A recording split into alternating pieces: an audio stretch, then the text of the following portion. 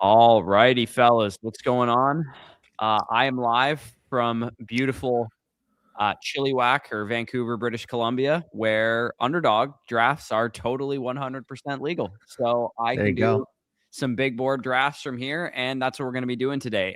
For those of you guys that are wondering, maybe have any questions pending on the site, if you want to ask a question on the site, we'll definitely get to those throughout the stream or maybe towards the end of the stream or whatever.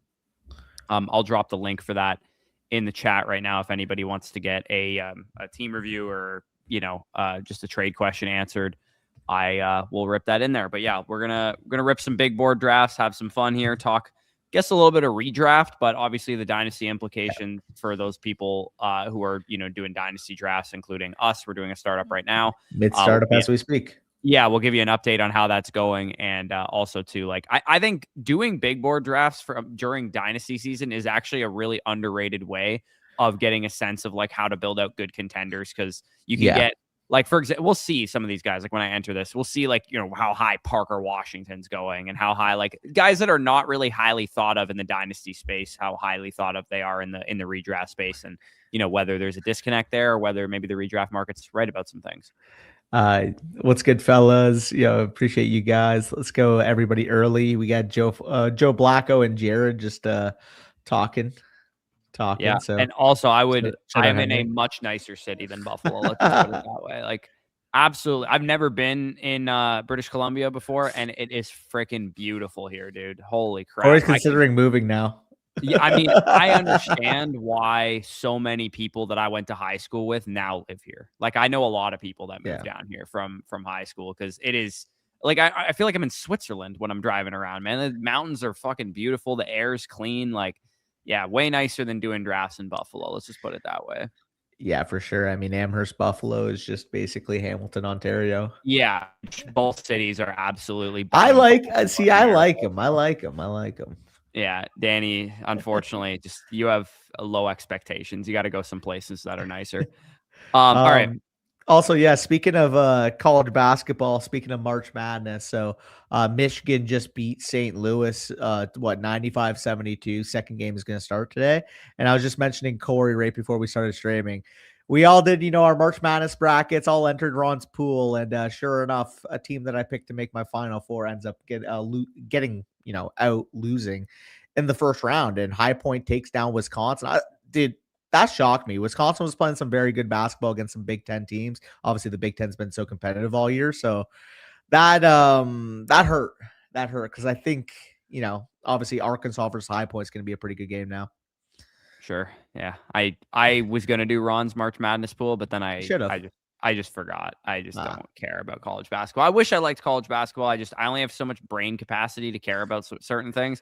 And college basketball is unfortunately just not hitting the radar there. But all right, I'm going to enter this draft in about 5 seconds. We're going to do 20 seconds per pick. Again, the big board is what we're doing over on Underdog. You guys know the drill. If you want to join the draft, you just go hit the enter as I'm hitting the enter. And in about 5 seconds, I'll hit it. And if you want to get into this draft with us, we can rock and roll. And Jared in the chat basically, disabled developer mode in your browser. Okay, what the fuck does that mean? Wow. Something on your computer is definitely not right. Hold on. Maybe I'll enter it on my phone, and that'll make it do that. Sorry Michigan. about that. If you got into the draft and it did that for you. Okay, hold on. NFL big board. Okay, I'm entering in 3, 2, 1, and we are 6 more to start. Hopefully, can you pull it up here? Nah, yeah. Hopefully, it lets me pull it up here. Oh, perfect. Drafts active. There we go. Coast is clear. Yeah, by the way, so Corey, St. Louis, their best player is somebody that's referred to, I'm not even joking you, as SLU Alcindor. You know what that, like, obviously, like, the pun is there?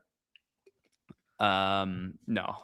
So Kareem Abdul-Jabbar's real name is Lou Alcindor. They called some chubby Spanish center. His name's Robbie Avila. They're calling him SLU Alcindor. That's funny. Also, Chase Brown just went off the board to Jason. I am on the clock in 2 picks. Yeah. We'll definitely give you maybe towards the latter rounds of this big board draft when it's getting less interesting. We can pop over and show you guys the startup. Yeah, I feel pretty good with how I've made out in the startup so far. Ended up collecting a nice. future 2027 first. I've still made 5 picks through the first 5 rounds. And not sacrificed really anything. I kind of went with more like a 1-year punt build. Because I don't really have many of those left in my portfolio because I did so many of them in 2022, 2023, and 2024 that a lot of them are kind of in their contending windows now. Yeah, I mean, I'm in a good spot too. I have 4 players so far. I'm the next pick, so I will have 1, 2, 3, 4, 5, 6, 7, 8, 9, 10. I have 11 picks in the top 10 rounds and also 327 first accumulated. Yeah, that's crazy. Can't complain. Yeah, and I should mention too, because we're waiting for 2 more people here. Kareem Abdul-Jabbar is the other nickname he has, by the way. Crazy. Epic. So right now you can get $50 in bonus entries on your first $5 with our code FSE, of course. So for those of you guys that are new to Underdog, you can see the link there in the chat. I kind of fucked up the thing here. Let me put this in the link one more time. Yeah, they were throwing first at Danny is indeed. Yeah, I don't know what the hell's going on there. One of the trades, I was like, Jordan, if you're in here, I was like, brother, that's I mean, it was literally Puka Nakua. Like, he's going to be worth a pretty penny. Like, you trading the 112 is not the same as me trading the 107 when Puka's on the board.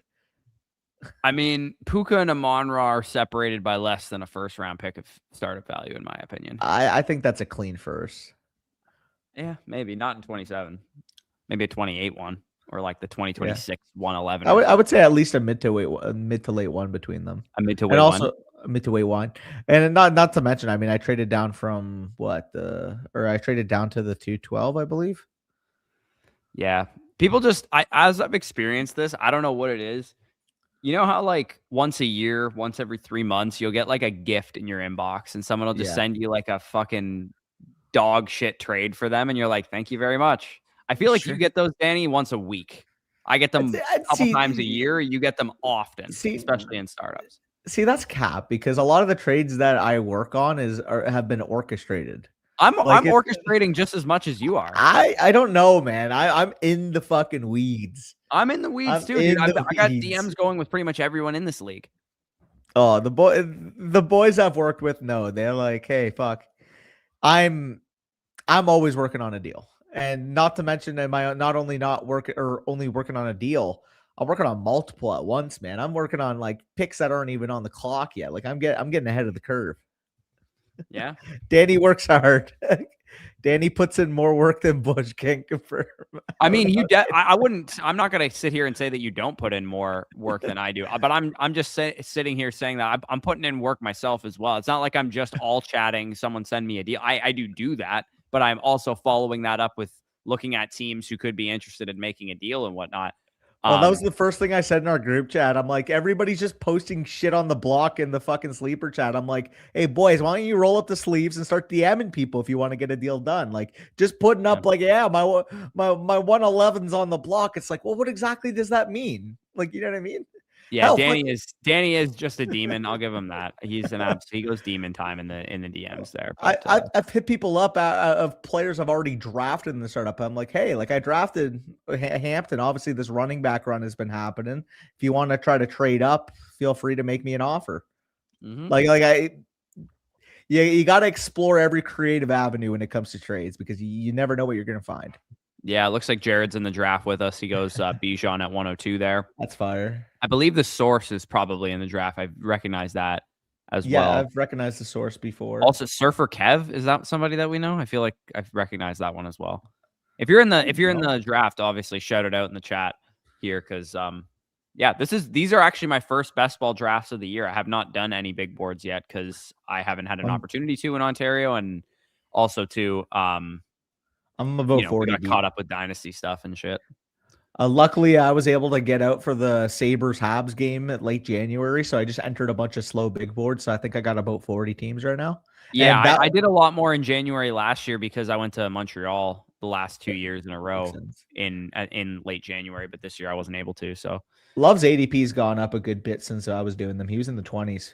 Yeah. All right. So we're on the board. Mainly running backs is the highly valued Yeah. assets here. I'm cool going. I'm cool going Jimmy Cooks here. I Yeah. feel like he's the best projection Maybe a on the little Cook board. London turn if we can.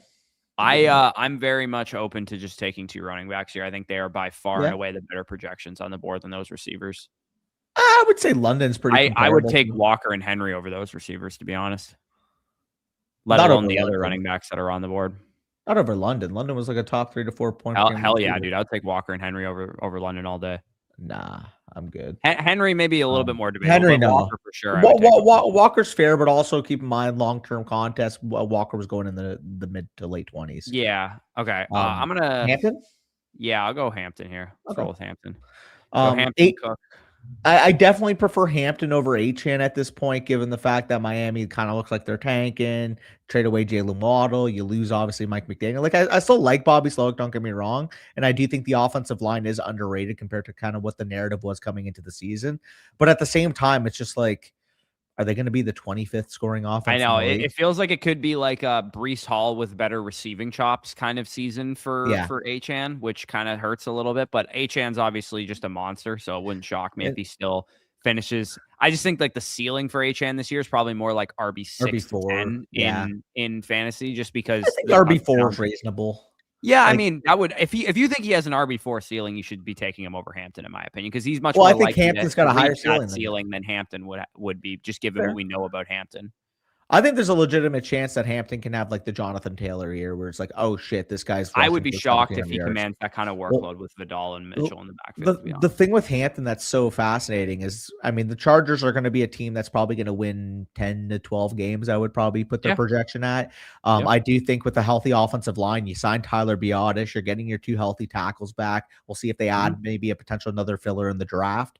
On top of that, I mean, you look on the outside there. I think overall this offense is going to be built around Hampton using that play action game. I just think the other running backs are the major concern there, because I do think that Vidal can play. I do think that Mitchell can play, and I think that McDaniel will sprinkle those guys in.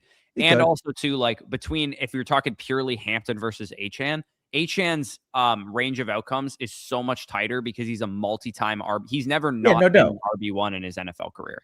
He's a very safe option. I just think if you're looking for like the explosive, oh shit, he hit 22 points per game because he cracked in 18 rushing touchdowns. Like, I think Hampton's got that in his wheelhouse. I mean, Achane hit a 20-point per game season on a already terrible Dolphins team last year. But I'm also baking in, it's like, as much as I do like Bobby Slowick, maybe relative to the market, it still isn't Mike McDaniel. And I do think that the emphasis is going to be on them tanking. On top of that, if he has any type of soft tissue injury, are they more likely to hold a shutdown situation, right? With like Bowers and Wilson last year. A little bit more risk there. Again, that's maybe something I guess the best ball community, the fantasy community in general, doesn't really like touch on. It's like they should, considering the week 15 to 17 nature of these contests. Like, you should definitely factor in. Like, if Garrett Wilson plays for the Rams last year, he's probably not shut down for the year. He's playing. Like Bowers probably playing at the end of the year as well. And that maybe makes you think last year, like the Adams versus Garrett Wilson tiebreaker at that 3-4 turn probably leaned Adams. Yeah, no, for sure. I'm on the board here. I got Hampton. I mean, I could go McConkey. Wilson's interesting. I think McConkey's pretty solid here. I think I feel comfortable with whatever falls back. Hampton. I think Wilson to me would be a slightly better option. I think that it just has McConkey went, but he does have a ton. To me, Garrett just has a ton more ceiling than McConkey, because Garrett has the upside to finish with like a 32% target share on a season. I don't know if ceiling is the right word for it, because I think the other receivers on the Chargers are much better than we gave them credit for going into the season. Lad's rookie year was better than anything Garrett Wilson's done, realistically. Yeah, I'm gonna go. Finished it. Honestly, I know it's like a little weird taking 3 running backs aside. I just think Kyron's a much better projection than these guys. I mean, like, I'm looking at wide receiver 2s here. I don't see any wide receiver 1 likely here. Like, could any of these guys have a wide receiver 1 season? Yes, but do I see likely wide receiver 1s? No, I see a likely top 10 running back on the board, so I'm taking him. I know you're not on that board, but I would take Loveland. Yeah, I think Loveland's probably about 8 to 10 picks too cheap on the market. Yeah, that's fair. I mean, I could have gone Igbuka too. If I went with a receiver, it probably would have been Igbuka or Burden. I just I think best ball, I'm not letting best ball convince me that wide receiver 2s are worth going in the 3rd round. I'm just not. Because they do it every year. They go, oh, like this guy's such a great projection, all this upside. It's like, yeah, but the actual likelihood that he hits that upside is not that high. So So you're hyper fragiling this? yeah, I'm gonna hyperfragile this because I'm Yeah. just not passing on RB1 projections for guys that are wide receiver twos. I'm Yes. not. Could So Burden be much better than Kyron this year? Absolutely. I just think it's way more likely Kyron outscores him. yeah, I mean, I'm more worried about Corum than you are for sure. But at the same time, I mean, like you can't go wrong taking, even if it's a 60-40 committee, that of a Which I top think it 3 to will 5 be. offense. Yeah. Yeah. It Which is was a reasonable. 60-40. If you take the exact workload split between Kyron and Corum last year when Corum started to become a bigger part of the offense, Kyron was still an RB1 in fantasy. And it didn't matter. Yeah. I mean, the scoring equity is going to carry over. Yeah. Um, And there, I'd argue that they might even be better this year on well, offense. the, Like, the the thing that is beautiful if you do take running backs early in these rooms is now you get into a sweet spot of like Carnell Tate, Makai Lemon. Obviously, Odunze's listed up there as well. If you like a Christian Watson, I think he's got some upside. Like there yeah. are some interesting range this year, even more than I felt last year. Like last year, like people were taking DJ Moore in the mid fourth, whereas this honeypot of wide receivers to me, like Brian Thomas Jr. picked 61 as well. Like that just feels like nice value. Yeah, and this opinion could change for me a little bit throughout the offseason, but my opinion on the Bucks wide receivers as of now is that Godwin and Igbuka, I think, will be pretty tight in terms of their production. Maybe people are thinking, oh, Igbuka's going to have like 1,400 yards. Godwin's going to have 900 or something like that. I would argue that both of them are going to be about 1,100-yard wide receivers. So I will take Godwin probably in the seventh. I don't even know where he goes, but it's probably really late versus where Igbuka is going to go, which is people are going to steam him to the extremely high, top Yeah. 3 to 5 upside that he could easily have that upside.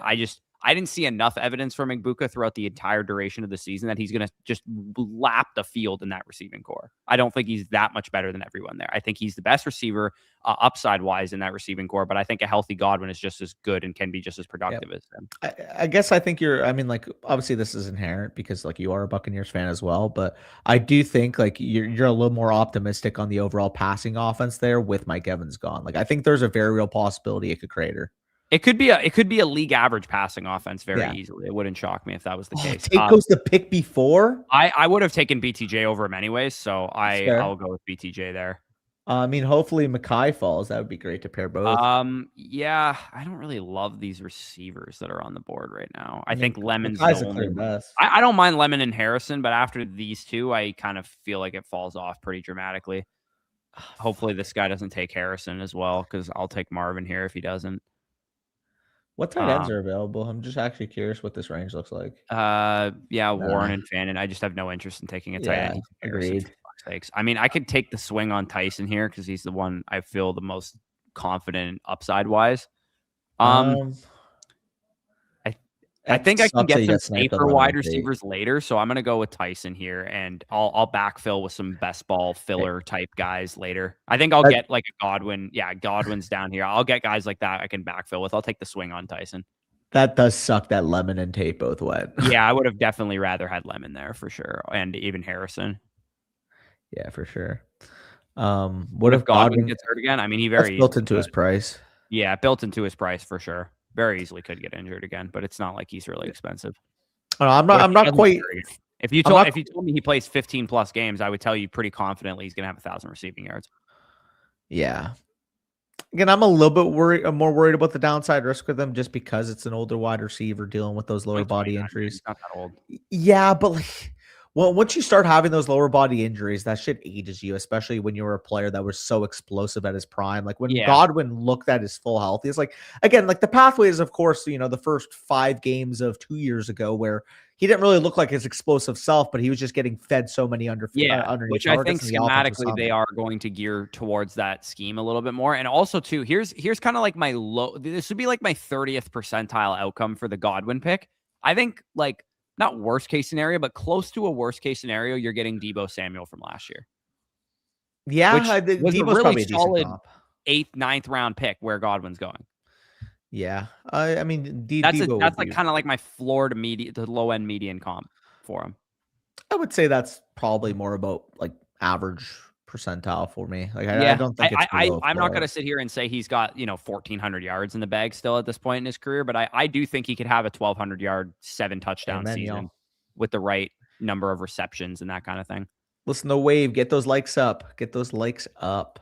Yeah, get those likes up. Appreciate that. And again, I mentioned at the beginning of the stream, but if for whatever reason you guys want to get a question answered over on the site, we'll carve out some opportunity to do that, maybe in between drafts or after a draft or something. We'll pop over to the site and do that. And yeah, we want to showcase what we're doing in our startup, our listener league startup so far. Danny and I, between the two of us, are now in possession of nearly half of the first round in 2027. So yeah, 5 out of the 12 picks. So we're decent. I'm about to be back on the clock. I'll see maybe if I can get another one added there. Well, I've been some people in our league are clenching them out for sure, but some people are willing to give them up.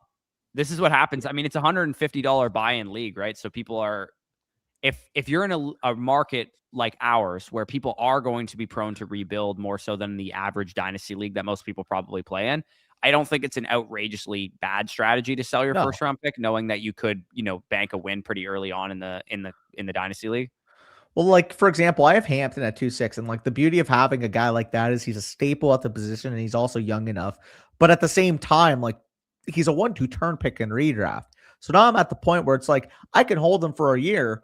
Or if somebody really looks at it and says, oh shit, I need to hammer my lineup and I'm willing to pay up for a guy like that, like I have the flexibility to hold that, or I have the flexibility to sell for a top dollar.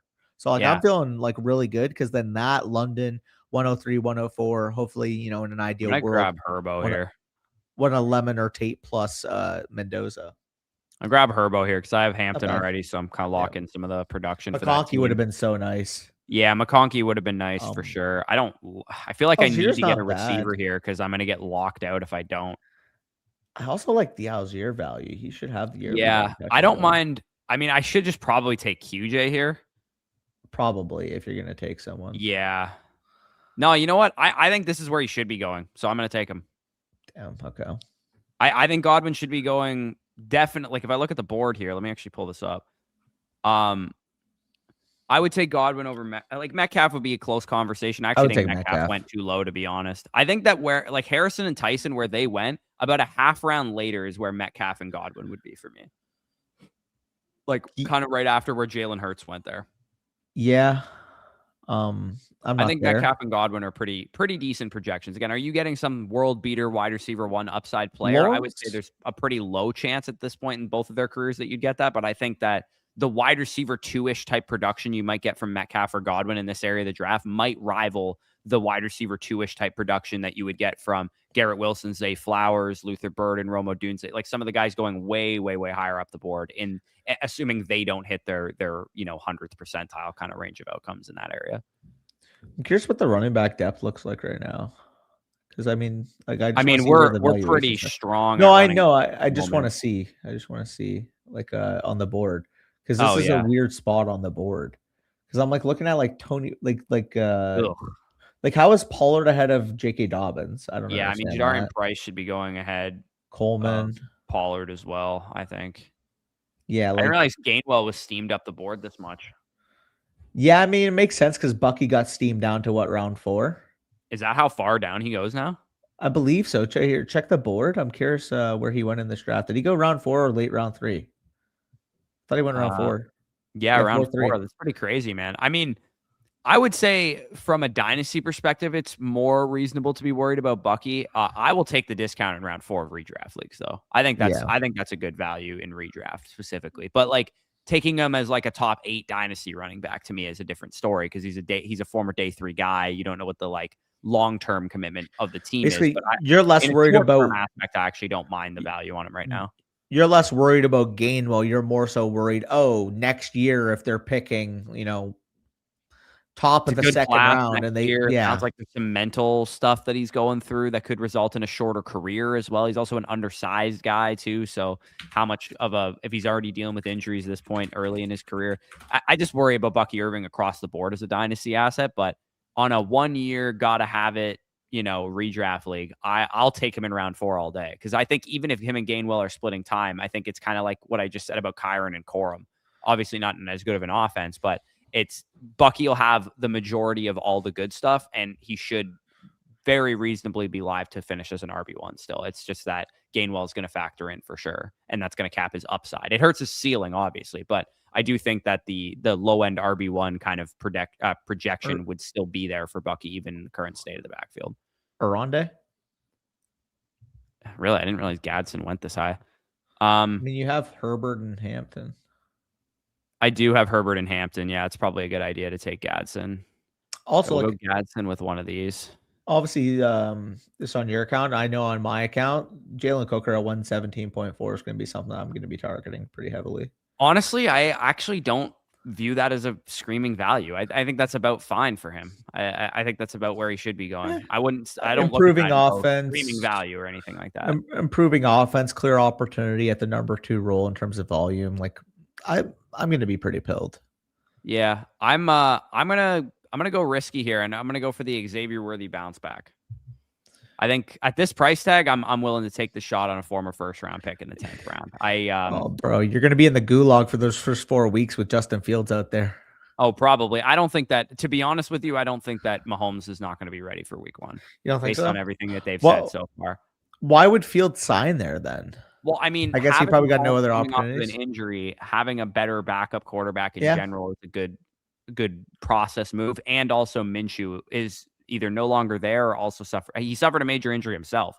But they said it was not an ACL tear. Was it? I don't remember what they said about Minshew, but I think when you have a quarterback like Mahomes and you have Super Bowl aspirations year over year because you're Kansas City and because you have Patrick Mahomes, it only makes sense to have one of the better 10 backups in the league, in my opinion, because you want to safeguard against Mahomes getting hurt and you no, it's I get it from their perspective. Like I meant the Bengals more so his. And these teams would be a lot better suited to manage the storm. Like had the Bengals had Jacoby Brissett under contract as their backup quarterback last year, then Burrow might have come back to a playoff caliber team. Maybe. They still would have had a horrible defense. So I don't think scoring points with Flacco was really the issue. I just think they couldn't get stops. No, of course. I'm just saying, like, in general, if I have a superstar franchise quarterback that allows me to be a Super Bowl contender in my conference year over year as a result, I would make sure that I have a very good backup quarterback at all times, just because I want a guy that can win me games, because it matters, right? Like let's say you're the Bills and next year Josh Allen misses 5 games, and that's the difference between you being the 6th seed and the 1 seed. That's a huge deal. So I would go, if I was Buffalo, and go bring in Kirk Cousins to make sure that I can get by if Josh Allen misses time. By the way, I'm curious, what's Omar Cooper's ADP now? Because I might be able to flex 151.7. Bro, every team that I have 75% of him in the big boards. Every team I got him at, I'll pick 180 or later. Yeah, that's an insane. I mean, there's definitely a lot of benefit to drafting some of these teams as late or as early as you can draft them in big boards for sure. Sadiq's actually still falling like pretty decent. Like I thought maybe after his combine he would have been a little bit more expensive. Yeah. Well, I made to the point of getting these early values or whatever. I made a team last year that almost made the big board final. It was the biggest board. It was a $250 entry team. It was I got out in week 16. My tight end core was Jake Ferguson was my first tight end, who I took like about where he ended up going in overall ADP by the summer. But my other 2 tight ends were pick 160 Colston Loveland and pick 213 Harold Fannin. Oh my God, that's a monster score. I know, like when you draft that early and you kind of know the class strength ahead of time like that, you can really get some nice values. By the way, on rookies here, I'm gonna grab Coleman here. I think my biggest piece of advice, if you feel like you're waiting on quarterback 2 or 3 in these rooms, don't. They go I wouldn't be shocked if you got completely rinsed out at quarterback by your next pick in terms of the next like passable range. Yeah, that's how fucked it is. It does look pretty bleak if you do pass on them. I mean, like if you don't take one here, first round capital projected and Cooper with first round capital projected are intriguing, but I think I should probably take a quarterback. So I'm telling you right now, 5 or 6 names are going to be gone by your next pick if you don't. I'll grab Cam. Okay. Grab Cam Ward here. I don't have any stacking partners, but I'm sure he's got some late guys that I can stack with him. Yeah, him and Mendoza are a nice little 2 options in that round because I feel like it's very easy to retool. Are these 20-round drafts? Yes. Okay. All right. So I might only do 2 then. Yeah. So I mean, it makes sense too why the quarterbacks will go high. Like Bryce Young, Mendoza, like all of them. Like there's gonna be legitimately by pick 150, like the best quarterbacks available, I remember were like Michael Penix and stuff. Like it was horrible. Yeah, it's not ideal. Yeah, no. Every video I'm watching in the last few days dissuaded me from drafting him in top 8 picks for Kenyon Sadiq. What videos? I mean, probably from other channels, I would imagine. Browner, I don't know if you have our draft guide, but our film review of Sadiq will probably make you feel a lot better about him. Yeah. If you're, just, and not that we're like, glazing the fuck out of the guy. Like he does have some deficiencies that make him a worse prospect than the 2 top guys last year at tight end. But I think he's better than Warren. I have a higher grade on him I than don't, Warren. just because I think that his translatability is slightly more of an uphill battle than Warren's, but I think he can be better than Warren for sure, especially for fantasy, because I think the movement ability of Sadiq is significantly better than Warren for sure. Yeah, I just think about it like who's going to be a bigger hear about his productions, which is lacking apparently. Yeah, but you have to contextualize the overall production. Yeah, the word so again, tight end. People just look at box score. Yeah, tight end is a really challenging position to evaluate what analytical thresholds you need to meet, because it's very different from wide receiver. Like most people can go 30% target share, that's good for a wide receiver. Like tight end is so much more of a differing position because college offenses use tight ends so much differently than they would use a wide receiver. And also too, like raw box score scouting that some people are doing is like 670 and 8 touchdowns or whatever Sadiq had. I can't remember exactly what his stat line was. 670 and 7.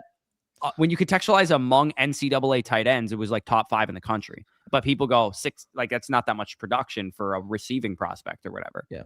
Yeah, they're used differently. Like I'm telling you right now, if Sadiq got the utilization Stowers had, oh my God, that guy would have been. It's a very easy test to think about how much, like to think about who actually is the better prospect when you go, if they were in that guy's situation, how would they have done? Yeah. Like it's a really easy eye test and way to contextualize things. Like I think about, like Jaden Daniels, obviously great quarterback prospect, became a great quarterback in the NFL, but Drake May and Caleb Williams would have put up bigger numbers with the LSU Tigers offense, in my opinion, because they were better players. They elevated the play of the guys around them. And again, you can use more extreme examples than that. Like how would, for example, Denzel Boston, who's kind of like the guy. How would Carnell Tate do in Jordan Tyson's situation? What's up?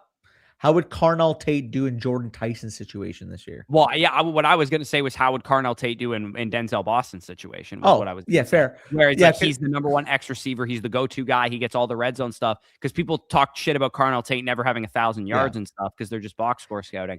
It goes both ways. Again, if you drop no one's arguing that Boston's better than Tate. I'm just saying, like, to contextualize how much better he actually is, just think about how much more production he would have had. So I'm always taking Travis Hunter here. B, yeah, I'll take Travis here too. That's fucking crazy. You fucking bitch. The Carnell Tate's a funny one because people are like, oh, he gets all soft coverage because of Jeremiah Smith. It's like, or you're looking at a receiver who had over 3 yards per route run next to fucking Julio Jones. Like what? I'll take Charbonnet because I actually kind of like. There's not like a ton of smoke that they're going to do something. Like they could take a Jadarian Price or whatever, but I think Charbonnet would still be a great best ball pick potentially in that format. Like they got Emmanuel Wilson. They're surely like expecting him to at least be ready like soonish.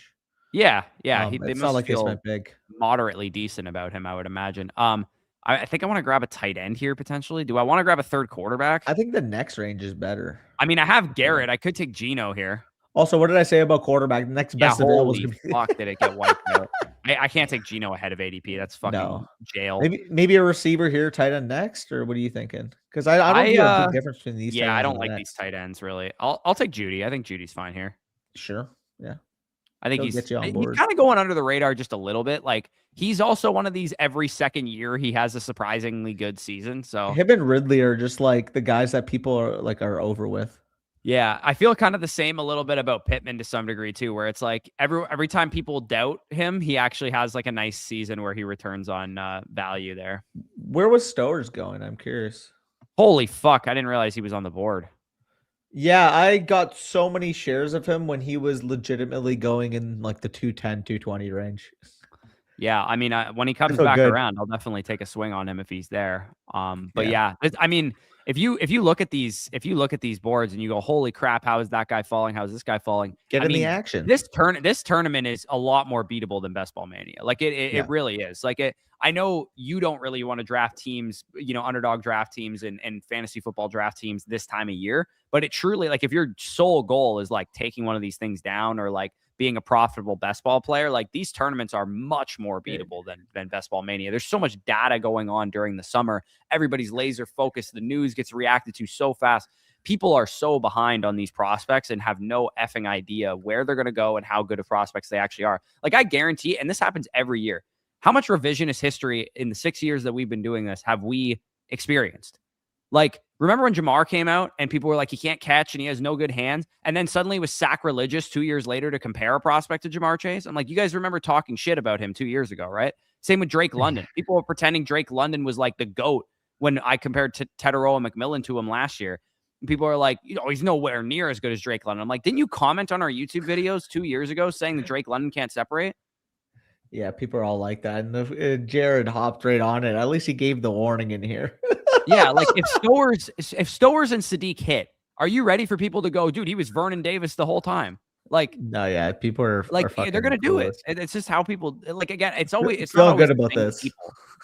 Feeling good about some of these, and like again, we're not gonna get these ADPs again. That was like 2 months ago when a lot of these were going on, but we're feeling very good about just like stacking up on the value. Like Jonah Coleman at the time was like 11th or 12th round. He hasn't really gone up much, but everybody else, like Tate and fucking Cooper and Sadiq and Stowers down here and Mendoza, like we're feeling nice. Yeah, no, I it's will not too share bad. back your screen. Yeah, got my fix.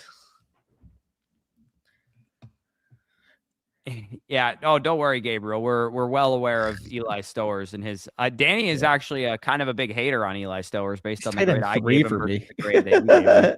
He's literally my tight end 3, by the way. Having him not tight end 2 is being a massive hater on him. I don't think it is. If I knew Elijah Surratt was on the board, I probably would have taken him over Ridley. I don't think it's being a massive hater. Like you ask some conglomerates and they have him like, oh, he's not a real tight end, so therefore he is like tight end 6 or 7 for me. Like I see a lot more Stowers as tight end 1 than I see of what you're talking about. Yeah, sure. From certain like analytics guys, yeah, you're gonna see Stowers tight end 1 because Stowers has a very good production profile. But like in terms of the tape guys, there's nobody that has Stowers even 2. I feel like, yeah, even 3 for that matter. I see the majority of tape guys that have him 2 still. I don't. All right, you got to point them out to me. Regardless, though, I mean, he's my 3. That's just because I really like Max Clare. Like, I think you could be getting Sam Laporta 2.0. I think I'm gonna grab Gino here. Yeah, that's not bad.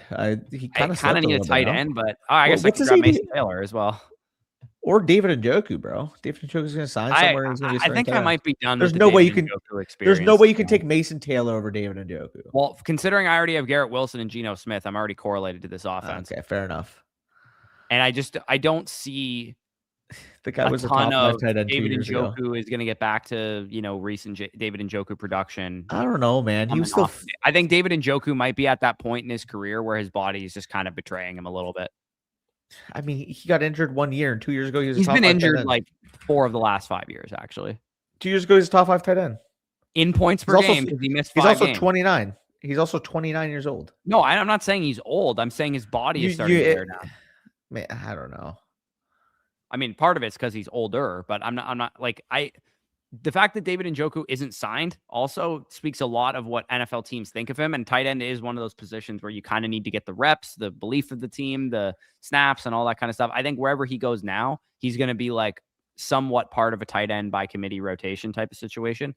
Again, I think it's fine at this point in the draft to take him. I think Mason Taylor looked pretty decent when he had opportunities last year, but the Jets were so unbelievably unevaluatable because the team was so bad that we can't even take anything away from them. And Geno's not good. But Geno plus whatever, maybe rookie that they bring in, I think if Taylor is a better player and takes a step, he's only like 22 years old still. I just think Njoku is that better player. I don't know. If you told me like there's no way of really measuring this for the two of us, but like just pure tape subjective opinion, who looks like the better tight end next year, I would pick Mason Taylor. I would take Njoku. I just think that Mason looked pretty decent as a rookie, and he was extremely raw, Oh, really he's young solid. too.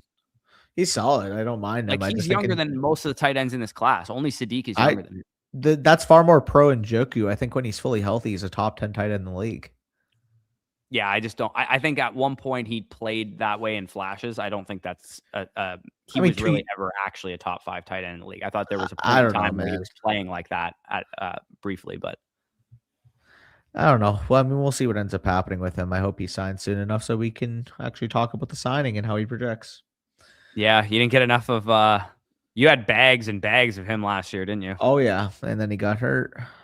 Yeah, I was Not fun. as much. Thankfully, I was not. I started out like you, like in June, May, or whatever. I was drafting a ton of David Njoku, and then I was like, I don't actually love the ADP now, and I really cooled off of him and started drafting more Fannin. Thankfully, yeah, I feel you.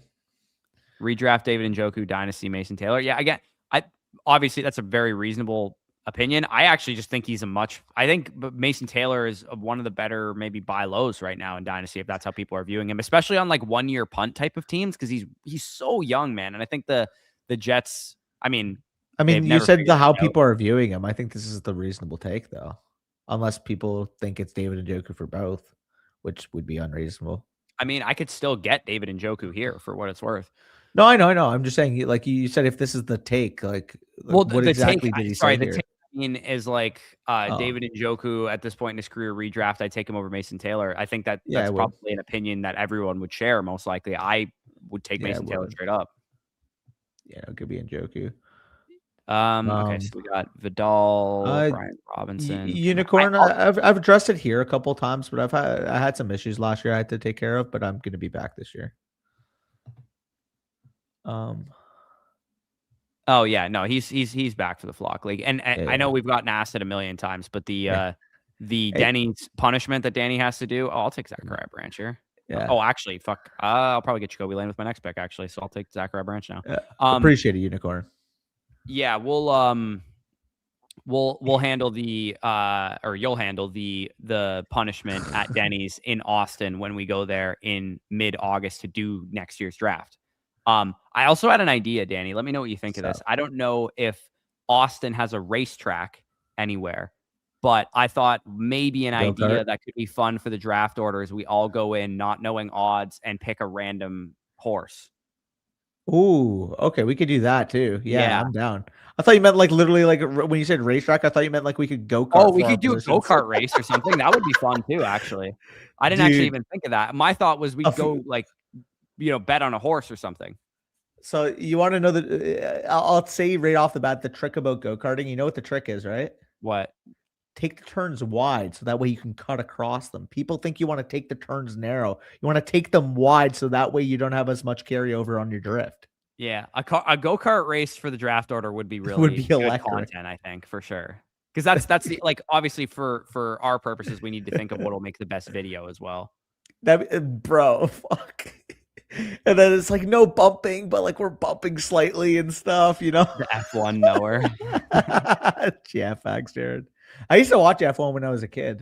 Big Ferrari. Let me guess, your favorite F1 racer is the most successful of all time? Big Ferrari guy.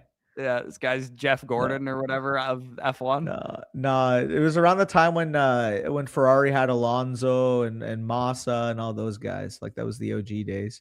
I haven't watched it in a while though, but like that was like early 2010s. This would be in San Antonio. But they can hit the Andretti go-karts there. Sweet. Okay, beautiful. Yeah, we're obviously going to be farming out some ideas too.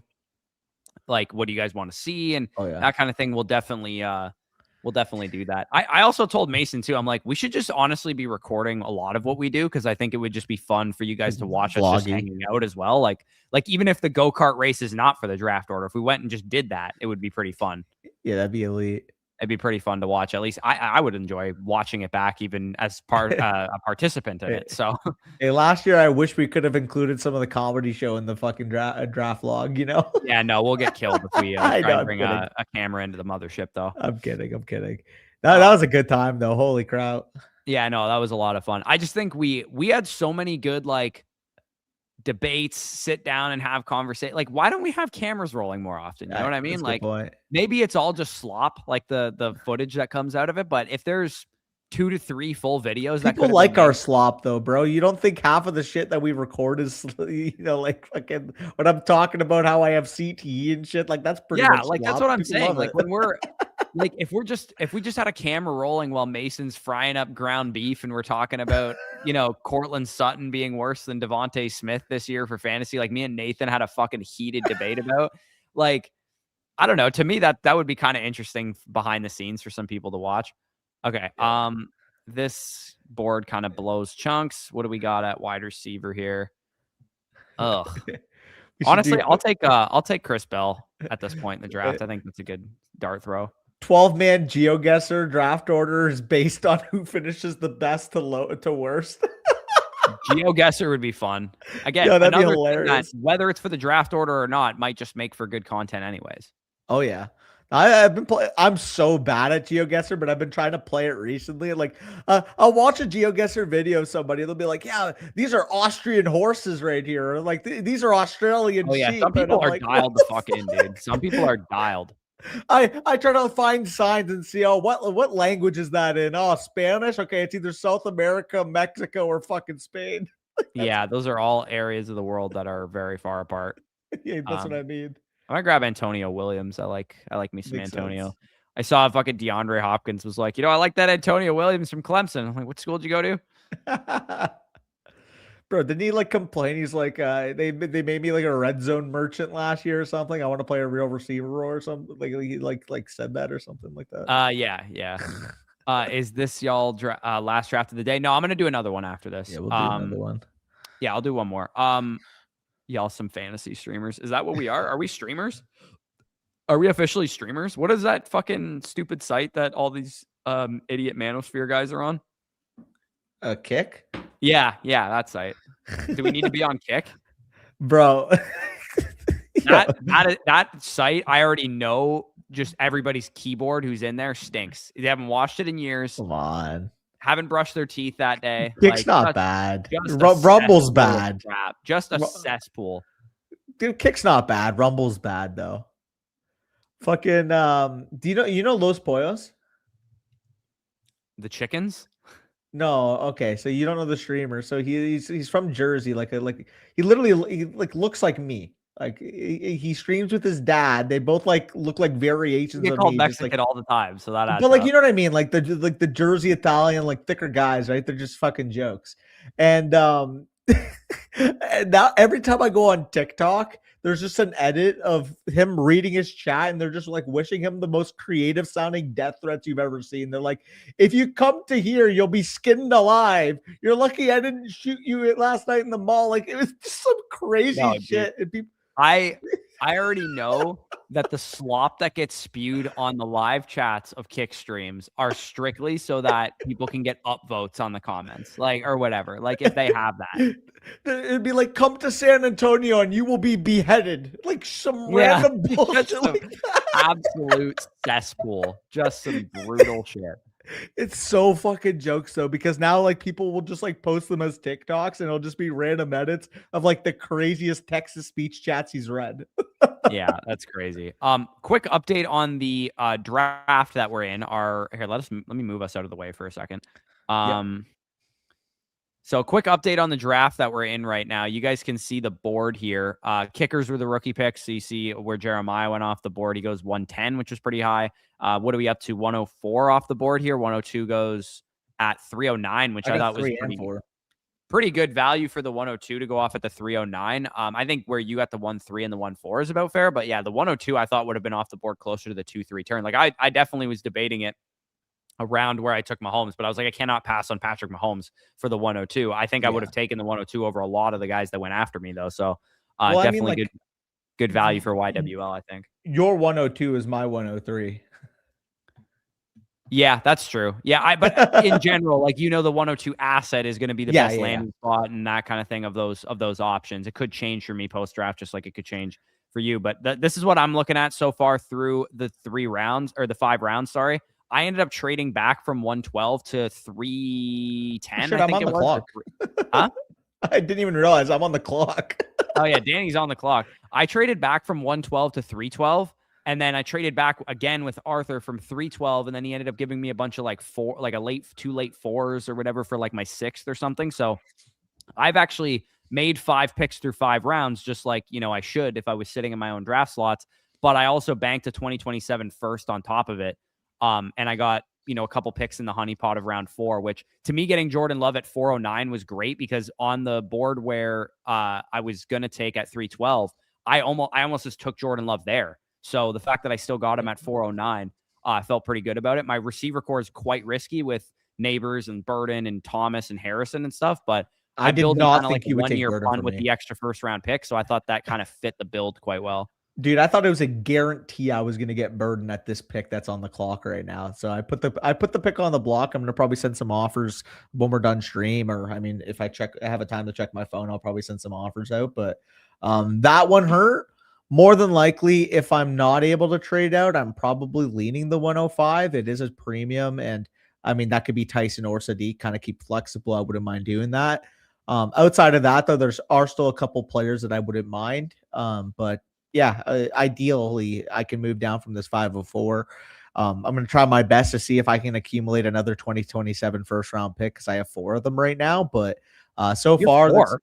Or 3 of them. I would okay, try I was to going get to say, my 4th. when are My you apologies. getting these? My apologies. I would try to get my 4th. I have 3 right now. My apologies. Yeah. But if you do, then we would have. I would like to get 3 so that you and I collectively own half the first round, and it's not you having 4 first-round picks. But I don't like, know. it's like an arms race right now. I would say no one's really like this isn't a real like the fact that you have 3 1s kind of pisses me off because you still have made 4. You're still about to make your 5th selection. Like, how is that even possible? I have 11 picks in the top 10 rounds, I believe, too. Okay. So we're feeling good, but I mean, hell, I like didn't make a single first round. You'd be like, oh, Danny sold 2 first-round picks or whatever, or has 2 first-round picks. How the hell did he still make 2 picks in round 2 and 2 picks in round 3? Like, you'd think, oh, you sold a bunch of picks, like you selling out for 27 first, you probably didn't make a pick for like 3 rounds. Yeah, I mean, hey, we're doing what we can do. Drake London, I was initially picking at the 211, but I just really wanted to target 24-year-old receiver, 20-plus point per game upside. I just think it fit the build I wanted to accomplish. Pair that with Lamar and Hampton, same type of idea, 1-2 turn type evaluation we just saw on the big board. And then there, 103, 104, whether that's a combination of Tate plus Mendoza or Lemon plus Mendoza, or maybe Mendoza goes at the 102 and I get those 2 wide receivers. I really wanted to make sure I left at that 104 asset initially when I dealt up because I had the 311 and I had the 407. I traded up with Ronaldo from the 407 to the 401 with the idea to take the 104. Unfortunately, Corey, who I thought was going to take James Cook at the 312, trades down with Arthur. Arthur scoops in right ahead, snipes that 104, and I'm like, okay, well, fuck. I like James Cook. I think he's a value on the board, but he doesn't fit my team build. So then right off the bat, I went, hey, Arthur, listen, you have 2 quarterbacks. Do you really need Mendoza? And he said, well, I could just play the value game. Obviously, the 104, it's a flexible asset. And I'm like, yeah, that's all smart and all. But at the same time, what if I suggested this? You already have my 2027 too. Me having James Cook on my team versus me having the 104. If you make this deal with an extra little bit of gravy, the gravy we agreed to was the 2027 3, you're getting James Cook off my team and you're getting the rookie 104, aka Mendoza, on it. So inherently, you're making the deal, getting value for the pick, but you're also increasing the value of the second I already gave you. Yeah, this fucker. This is how he gets all these deals done. This is the most Danny looking draft. Yeah, no, it is a Danny looking draft. But yeah, I mean, some guys are going real competitive here. Shady's got a pretty nice looking team. Oh, yeah. YWL's going a little younger. Blue Wolf's got some competitive assets here. Who was the one person? I think it was Brian Harris has a couple good competitive assets. Yeah, Bijan, JT, and those guys. So yeah, it's going to be an interesting draft. Let's see how it goes. Yeah, it is best ball. So it's Dynasty Superflex best ball, full PPR, half tight end premium, 0.25 first down bonuses to running backs, big play bonuses for 40 plus receiving plays and rushing plays and touchdowns. And then it was a 3rd round reversal as well as the only other major thing there. But yeah, let's pivot back into another big board here. And yeah, I will put the 504 on the block for anybody in the league that wants to make an offer. Obviously, I would get more proactive, but we're in the middle of streaming. I will handle any more proactivity if I need to after. Yeah, fucker. All right, I'm entering another draft here. I think I might have to do it on my phone again. I'm gonna do it on my phone again just to be safe. But Due yeah, diligence. in about 5 seconds, I will enter another big board. So if you guys want to join the big board with us again, it's just a $10 entry. Go to the Underdog Fantasy main lobby and hit enter in about 5 seconds, and you should be in on the 20 seconds per pick. So I'm hitting enter in 5, 4, 3, 2, 1. And we are 3 more to start. If anyone wants to join that draft, we will get it going in a second here and see what else we can roll with. Today. I just took in, by the way. First team had James Cook, and James Cook is the thumbnail. There you go. It did. Yeah. Shout out. Skin in the game. Yeah. Oh yeah. Then accumulating picks is elite. Yeah. Especially volume of picks. It's also like a 3 wide receiver, 3 flex too. So it's what is that? A start 11. Yeah. So it's a pretty deep starting lineup. So in best ball, definitely ideal to have a lot of good assets. That's why I also like. It hasn't happened yet. This is an underrated and not always talked about thing in Dynasty. Loading up on a position to the point that you start the positional scarcity. Oh, for sure. I mean, that was the old Love as my second quarterback, even though generally I would say strategically I don't mind waiting on second quarterback a little bit more this year. But because I took Jordan Love, who was a very clear tier break at quarterback for me, and then I also took 5 wide receivers in the first 5 rounds, I think that in the next round or two, there's going to start to be a little bit of scarcity at both quarterback and wide receiver. That was the old school theory in 2020 of why we would hoard quarterbacks, because we would start the run. People would panic and take let's just say in a 2026 relative room, they would take the Sam Darnolds in round 3 because they panicked. Yeah, I got the influencer 101. Let's go. Let's go.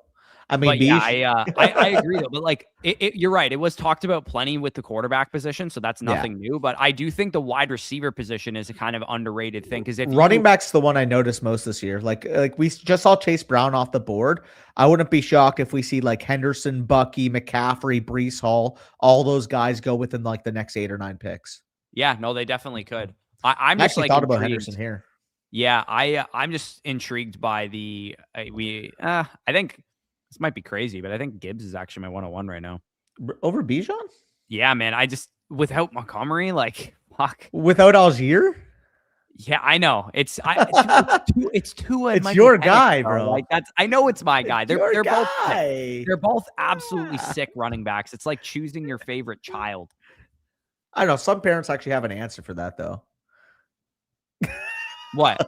I'm joking. I said some parents actually have the answer for that. Well, I have an answer for it. I don't want to fucking 2 shitty left-handed quarterbacks throwing my running back the ball. But yeah, no, I'm excited to see how this draft materializes, because again, I don't think people realize that in a 3 wide receiver, 3 flex full PPR best ball format, wide receivers who put up spike, it's also big play bonuses and stuff. If you can stack up on guys like that, you actually do kind of set yourself apart as far as like the interchangeability of spikes in your lineup. And I think it's pretty easy to fill in like the tight end and running back position sometimes. Sorry, in best ball. Like best ball is so easy to me to fill out running back production. Dude, I'm so dumb. I thought that said that Amon-Ra went 104 for a second. That's why I went like that. But 106. Okay, that makes more sense. Yeah. Jefferson 107 though is outrageous. Yeah, that is pretty insane. Is this? I mean, this must be the fade Kyler effect. I guess people are assuming he's going to be as good as Darnold. Lamb on the board. You can't do that. I wouldn't do it, but I do. I would. The argument I could understand if somebody got there was Kyler is going to bring the Vikings offense much more close to what it was with Sam Darnold. And Jefferson is clearly the number 1. Hawkinson and Addison are probably even less of risks for targets than they were last year. Probably. I would argue the difference in offensive value is just so much to pass, even with that being the case. If you're pro Vikings, I'm saying. Yeah, you would have to be. I bet have to be on board with view the Vikings and Cowboys as like if the Cowboys are like a top 10 offense in their mind, the Vikings could be like a top 12 to 15 offense in their mind. Yeah, and at that point, there's a much bigger gap in that caliber. To me, there's just a much bigger gap. Yeah, I know, but you're also a Cowboys fan, so people who are not Cowboys or Vikings fans who have that opinion, I think. Yeah, I'm kind of that opinion. I think that the Cowboys are probably like the 8th to 10th best offense in the league, and I think the Vikings could be a top 15 offense. Yeah, they've just been, a top 5 to 7 unit for what? I think they're of the more 8 last to 10, 7 but that's years. fine. Top 5 to 7 with Dak, pretty much. Yeah, they very well could be. Yeah. So what got HN to do what he did last year? Yeah, that's a good point, actually. He did. Yeah, he did. I mean, McDaniel also really helped. Yeah, Bijan's just such a monster. It probably won't matter ultimately. Like, bro, Stefanski with no Algier. I know. My only thought process is we've seen the 18 plus touchdown upside with Gibbs. We haven't seen that level of touchdown upside with Bijan yet. Could he get there easily without Algier? But it's also still not going to be as good of a team, not going to be as good of an offense. What if you gave Nick Chubb 85 plus projectable targets? Yeah, that's pretty much where Bijan's at. Right? I also to be honest, I think both of these two running backs that are going 1-on-1. Oh, they're special. It's both live to go 100 targets plus. Do you want fucking more pass catching Nick Chubb, or do you want fucking this is prime? Do you want the 2020 Kamara season or the 2020 Dalvin Cook season? That's like what you're choosing. Yeah, that's they're a both good comp. Smash picks. They're both clearly the 101 and 102. And if you ask me right now, what's the best spot to pick from in redraft? The answer is 101 or 102, in my opinion. I think that both of those running backs are far and away the best players in fantasy. Yeah. No, I don't think that's outrageous. Especially Chase, Puka, all those guys, JSN, sick players. Especially when you get Nico and George from 101 or 102. Especially when you could pick one of them at the 101 and then still get like a Pickens or a Collins in round 2. Mm-hmm. I would prefer. I think 102 is the best pick because then you don't have to make the decision between the two of them, and you have the slightly better 2. And you just take 2 of the 3 here that fall with Barkley, Pickens, and Collins, right? Yeah, like, holy that's the easiest thing I've ever seen. Here. Holy shit! You get 2 of these 3 fucking players. Give me them. Give me Barkley. I want him. Frozen soup. You already have a running back. Fuck. Okay. I mean, this is an easy double tap now. Yeah, Collins definitely an easy one for me over Pickens. I would prefer Collins reasonable. Personally. I think Pickens is the clear next though. Yeah, I think I don't hate the idea of taking like a Jacobs or something here. I just probably because I feel like Jacobs ultimately is just such a safe projection year over year, but I'll take Pickens over Jacobs. What's about the next turn? I'm curious. Yeah, we're right here. Ultimately, I can admit when I was wrong. Pickens is elite. Pickens is exactly where Higgins was last year, which is what, like you said, he could be T Higgins 2.0, and he actually absolutely was T Higgins 2.0. So, yeah, he's basically right where T Higgins off of good seasons would go, which is about that 2-3 turn area. Yeah, makes sense. I'm curious. What are the projectable running backs at that 3-4 turn? Or 4-5 turn, sorry. 5 turn. I don't think Kyron and Bucky get there. I mean, maybe Javonte would slide. I think it's more like Trevion, Henderson, Judkins, Swift, Tootin. Yeah, not excellent options, but I don't really want to get locked out to only having one running back because Hero RB has actually been very, very bad strategy in best ball the last 2 years. Yeah, like success rate wise, it's actually pretty challenging to pull off 0 and Hero RBs at this point in time because it's no longer the case where round 8 to 10 is loaded with a bunch of ambiguous backfields. Those ambiguous backfields are going back into the dead zone, I've noticed, and also the value. I think the part of the biggest reason why running backs are back is because all running backs that would have been second round picks before are third and fourth round picks now. And you can start a 2x2 running back wide receiver or get even 3 straight running backs at the beginning of your draft. And the projections you're getting are just so much better than what you were usually getting before. So I'm kind of the opinion that like this year we might start to see the round 6 to 8 portion become like the new dead zone. And you want to kind of get a running back probably too before the round 5 area. Yeah, I mean, I don't know. After Javonte, like I feel like it pretty much melds in for me. Yeah, but like he's in round 4. Yeah, no, that's what I'm saying. It's like you kind of want to get your running backs in the first 2 rounds, or 2 to 4 rounds. Yeah, that's what I'm trying to say though. Is like once you get to the next range, it feels like a lot more the projection range. Like I feel like Javonte, like you know exactly what you're going to get. Henderson, Scattaboo, Judkins, they're a lot more projection based. Yeah, which is why I'm like I don't really love the dead zone this year, to be honest. Yeah, like I would honestly even say, as much as I like the talent of Henderson, like he's probably the start of it because Javonte, you feel cozy. You're like you're getting 250 touches, good offense, like done deal. Henderson, Judkins, Scattaboo all have their risk levels. Swift, you don't feel nearly as cozy as you do with a guy like Javonte. Two, and it's like, yeah, the workload, the projection is so good, but he still has to prove it to a certain degree because we haven't seen him handle that workload. Like, to me, this is the range of running back. You start to build some question marks, and we'll not even get into like the Montgomery Warren. I think Montgomery's actually not a bad pick there, to be honest. I don't think that's really bad value. Not at the 4 or 5. I'll probably get some shares of him there. Not the 4 or 5, probably at like the 7. No, 65 where he's going. Oh, yeah. That's reasonable there. Might probably go Jameson Williams here if he falls.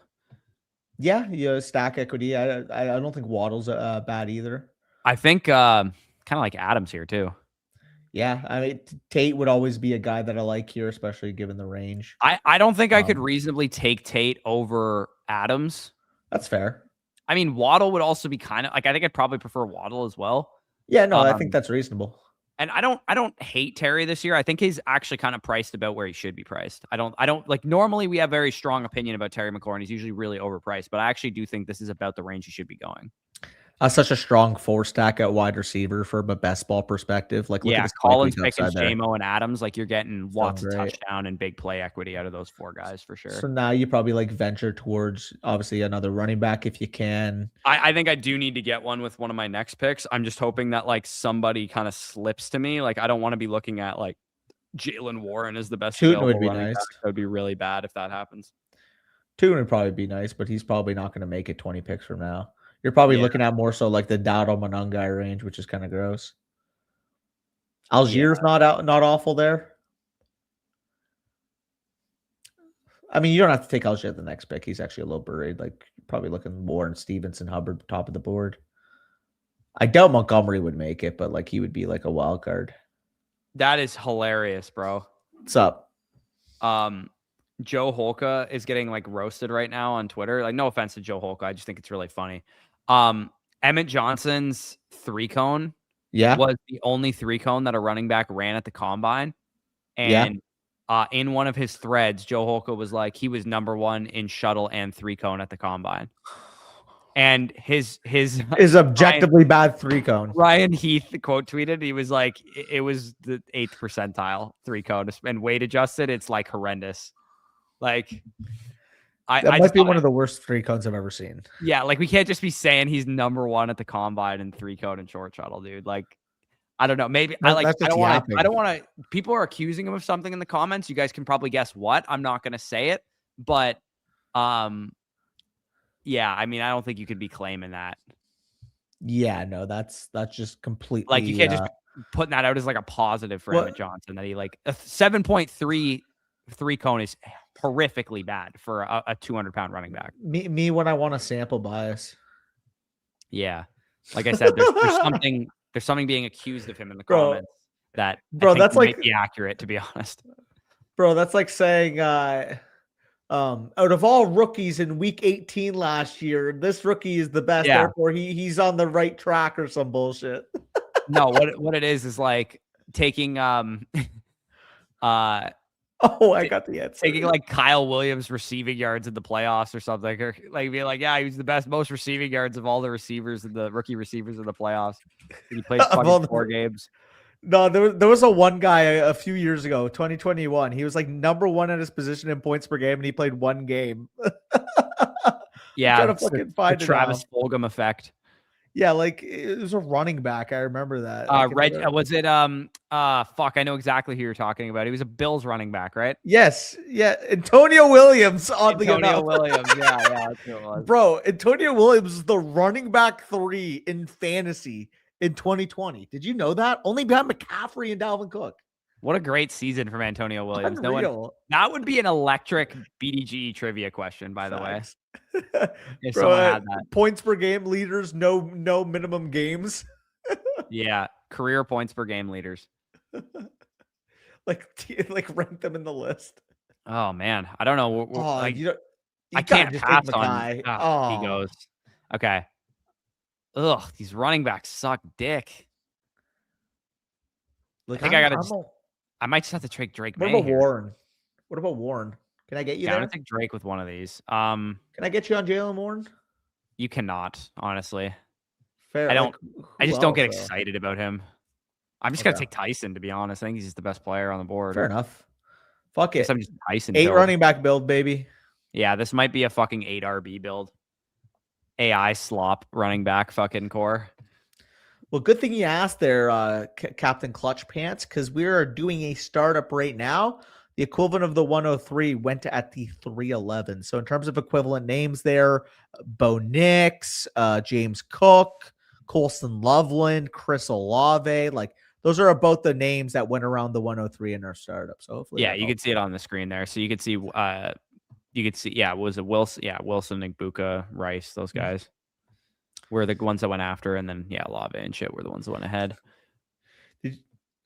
Did you see that Cam Scottaboo said that CT isn't real, it's an excuse? Yeah, I'm like, what the hell? Didn't we just Igbuka just had like an account hacked that he said, is CTE even real? And then Scottaboo's like, bet, bro, I got a window to talk about this. I got a window to make my thoughts clear on CTE as well. You know, it'd be hilarious if he was like, yeah, I saw the Bucks receiver, Mecca Igbuka talking about this on Twitter. So there's no chance his account was actually fucking hacked. No, he's on a podcast. He said it. No, I'm saying Igbuka. No, Igbuka doesn't have Twitter. That was a verified Twitter. No, it wasn't. It was a blue check. No, the controversy is that the Bucks didn't know it wasn't his Twitter, and they had tagged him a couple times. But then Buccaneers Communications, after the tweet came out, was like, "We've verified this now officially, and Emeka Egbuka does not own this Twitter account." Which is well, that's what I mean. Is that not just a cover up, low key, bro? I mean, could it be? Maybe, but based on what I know about Emeka Egbuka, he's like this hyper Christian, super great guy. Like, I don't think he would tweet something like that personally. I think it is definitely fake, but they did tag him a shit ton of times. Arthur, I messaged you back. Let me know what you're thinking, because you fuckers. I could work something. That guy is gonna be white AB, bro. Yo, Scottaboo white AB. Man. White AB is crazy. White AB. Also, that account is nuked. I searched up Emeka Egbuka. That exact account doesn't exist on Twitter. Yeah. It could totally have been the fucking Buck saying, yo, delete your fucking account right now. Dude, I'm telling you, it's not his account. It's suspended. I know. They suspended it because it was impersonating somebody. Am I having a killer startup? Is that what's happening? I might be a conspiracy theorist. I could be believing in too many conspiracies here. Maybe my startup could go extremely poorly, Arthur, when Brian Thomas Jr. averages like I took 2 players in the first 5 rounds of a startup that had like 700 receiving yards last year, and Marvin Harrison and Brian Thomas Jr. So let's hold the horses on me having a great startup so far. I took major risks with my picks. Yeah, you're cooking though. I definitely wanted Burden. Sorry, I can't speak. I was too busy reading this. He's living in Israel playing Fortnite, bro. You didn't know? Is that the thing? Yeah, what's good, Dylan? 2027 video gonna come out this weekend. No, it's gonna come out when Corey's back. We're gonna record it. Yeah, well, it'll be out during the week this week. I promise you. Dobbins isn't a bad little fallback for running back touches on a build like this. I don't know if I want to take him here because his ADP is so much lower. This running back is just bad. This is gonna be we load up on the rookie class and ambiguous. Oh yeah, no, for sure. This is an 8 running back build. I don't think there's other. Damn! I was actually gonna take him. Doc. Could go Lawrence or Birdie. Yeah, I'll take Lawrence because I know that Hunter will be on the menu later. So, my man. I'm gonna grab Samuel too because I like his little Samuel Laporta here. Yeah, Arthur, just let me know what you're thinking, by the way, because I texted you. I'm trying to multitask.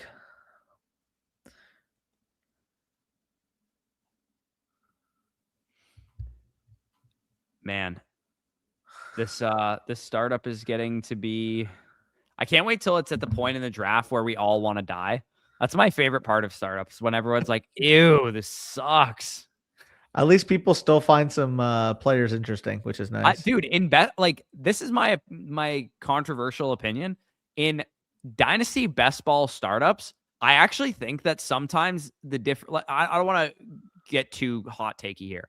the difference between the people who win the league and the other contending teams in the league, so not like the whole league, but just like the contending teams who wins and who loses to me, sometimes can be the guys who draft better in rounds 15 through 30 in Dynasty best ball startups. 15 like through people 30? people who drafted like Michael Wilson and viewed him like, hey, he's a guy who gets on the field. He has a good snap share. He'll have a couple of spike weeks. And then obviously he runs as pure as he possibly can.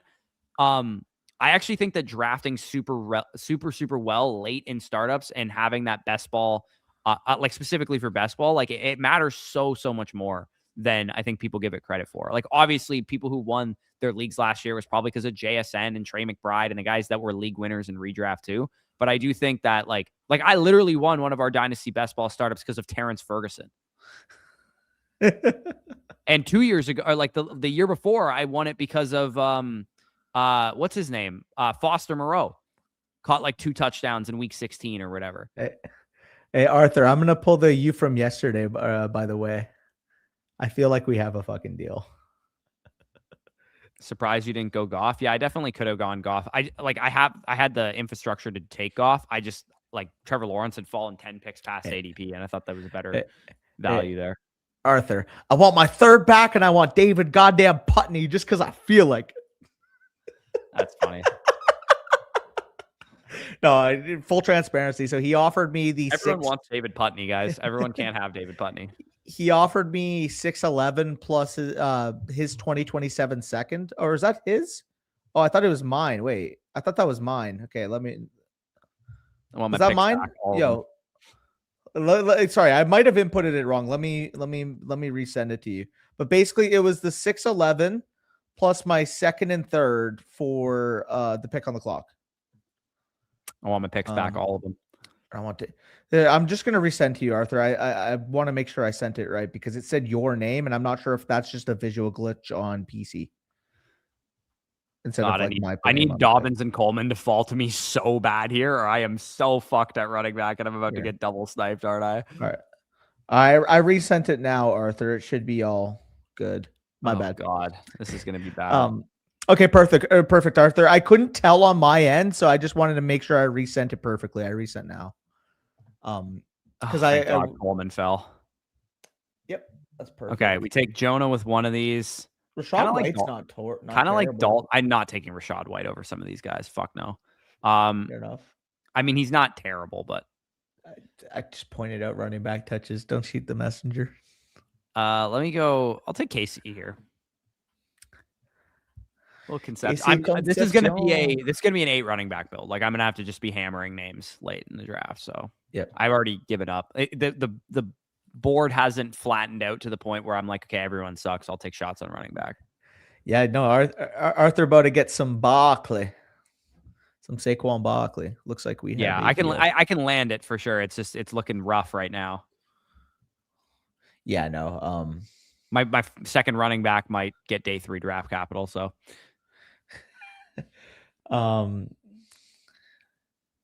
What running backs are available? Kaka and PP. Tyron Tracy's not a bad show. Jonathan Brooks. Everything smells here. Okay. Everything smells. Aaron Jones. Aaron Jones is a good value. I think this is like the type of team you got to take the risk on a Jonathan Brooks as well. Well, you're not a big fan of 134 Mike Washington? No. Dude, I like those Adrian Peterson tweets just pissed me right off. Yo. I was like, play of this guy's career and go, dude, he looks like Adrian Peterson here. It's like, yeah, so does like the best play. Pull up the best play of Trey every Benson. Running back prospect's career of the last 20 years. They all look like they're the sickest running back alive.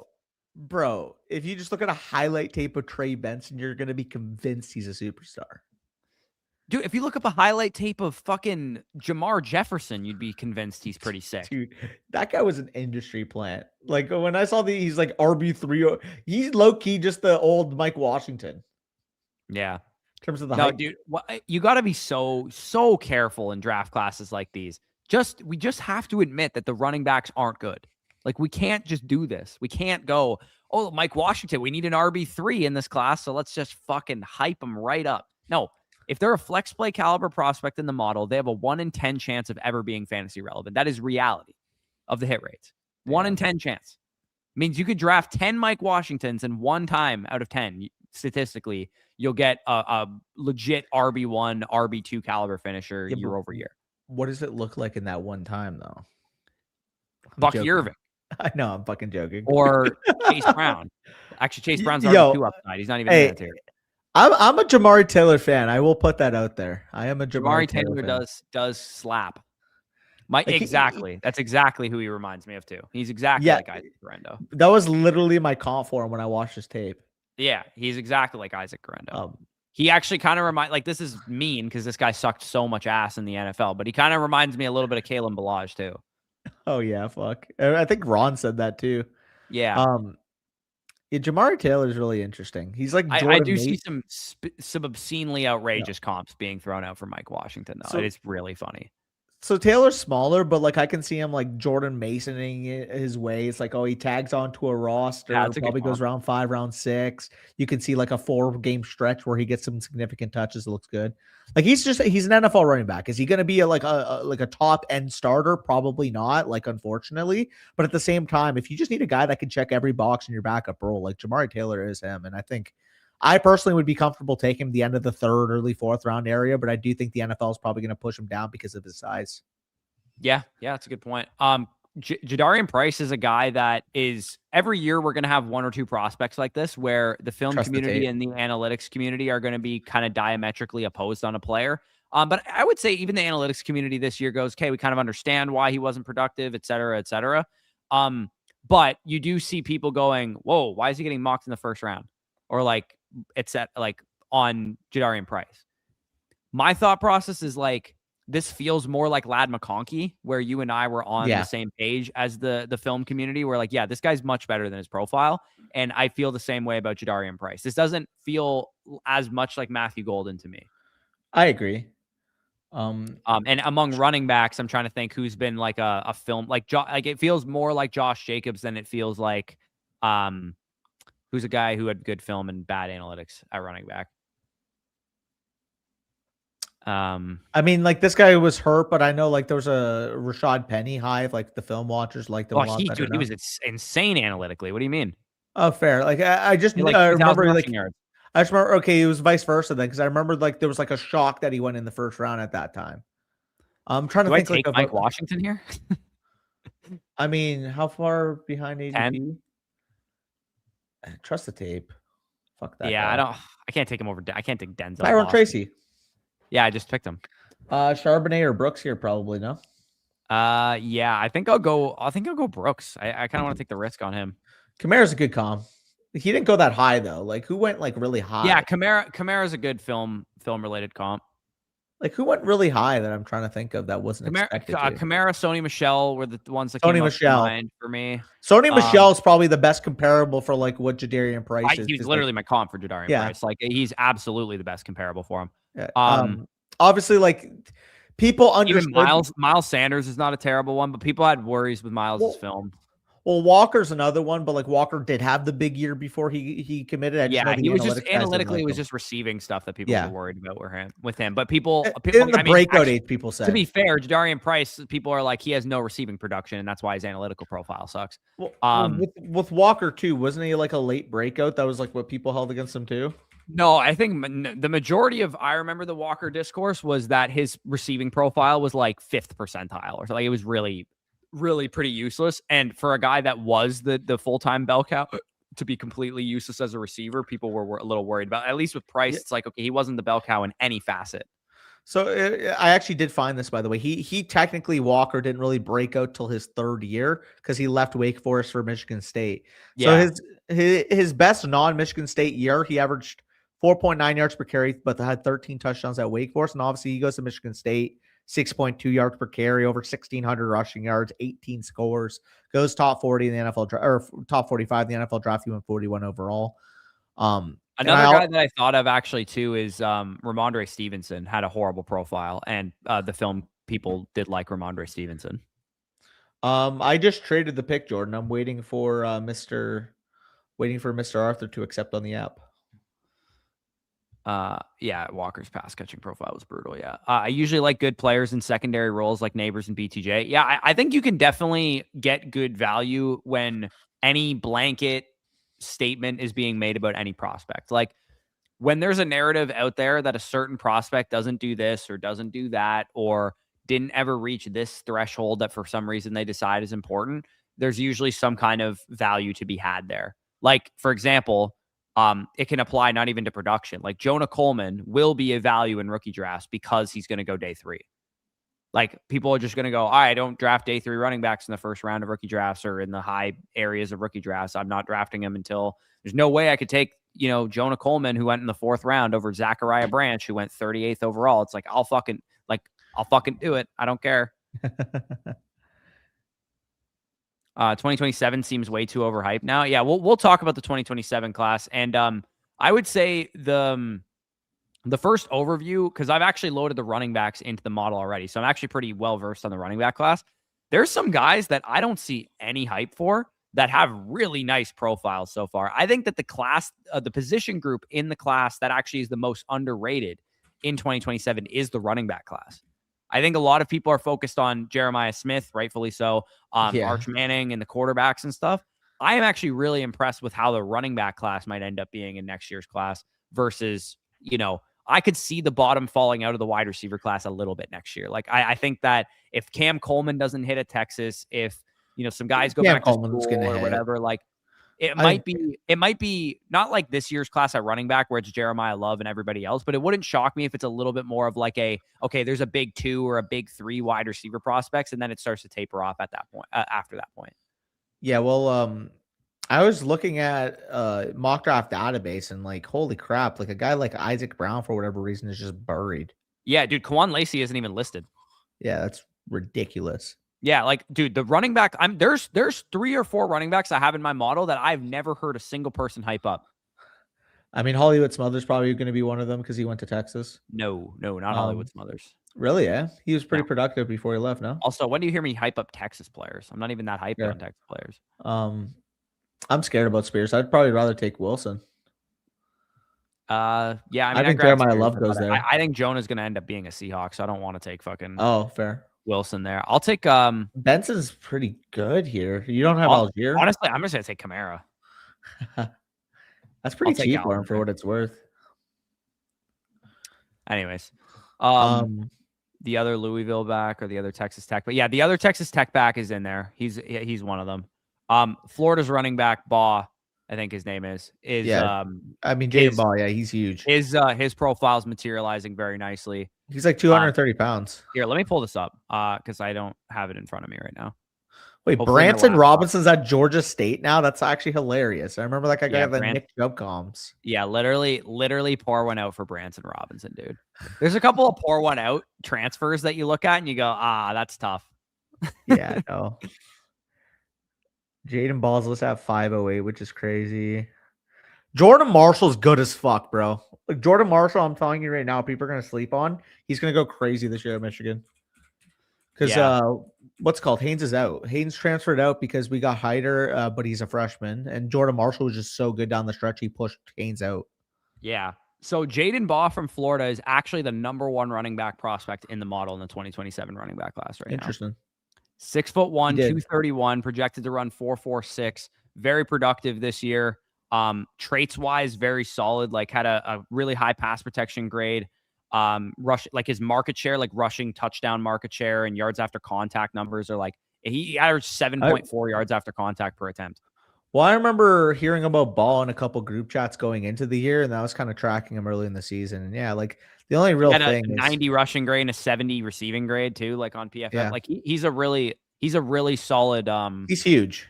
He's a really solid prospect so far. We'll see again. A lot of the running back class too, a lot of the best running back prospects in it are underclassmen.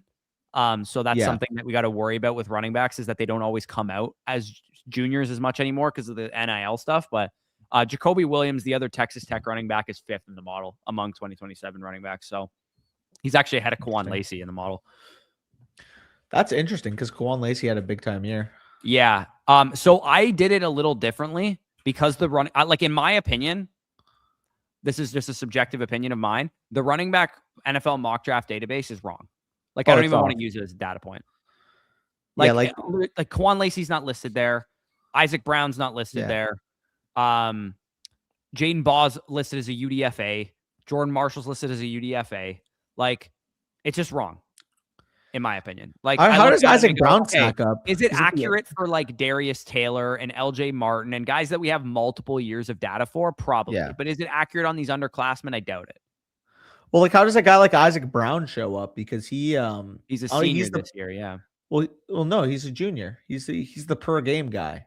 He's going into his senior year. Are you sure? He produced as a true freshman 2 years ago. Positive. He's going into his junior year or his senior year. I don't know about that. Isaac Brown, Louisville running back. He started as a true freshman, and last year was his sophomore year. Hold on. Let me double check. I've pulled up right now. He's listed 4th year out of high school on campus to Canton. So he redshirted then. Yeah, he must have. He's been in college for going to 4 years. People are saying he's a junior. Okay, maybe campus to Canton is wrong, but I swear on PFF it said that he had a blank year as a freshman as well. He must have redshirted then. Yeah, he's 4 out of high school is what it says. Because his I guess redshirt freshman year, he had 7.1 yards per carry, 11 touchdowns, over 1,100 rushing yards. This year, he averaged 8.8 yards per carry, but he only got 101 carries because he got hurt.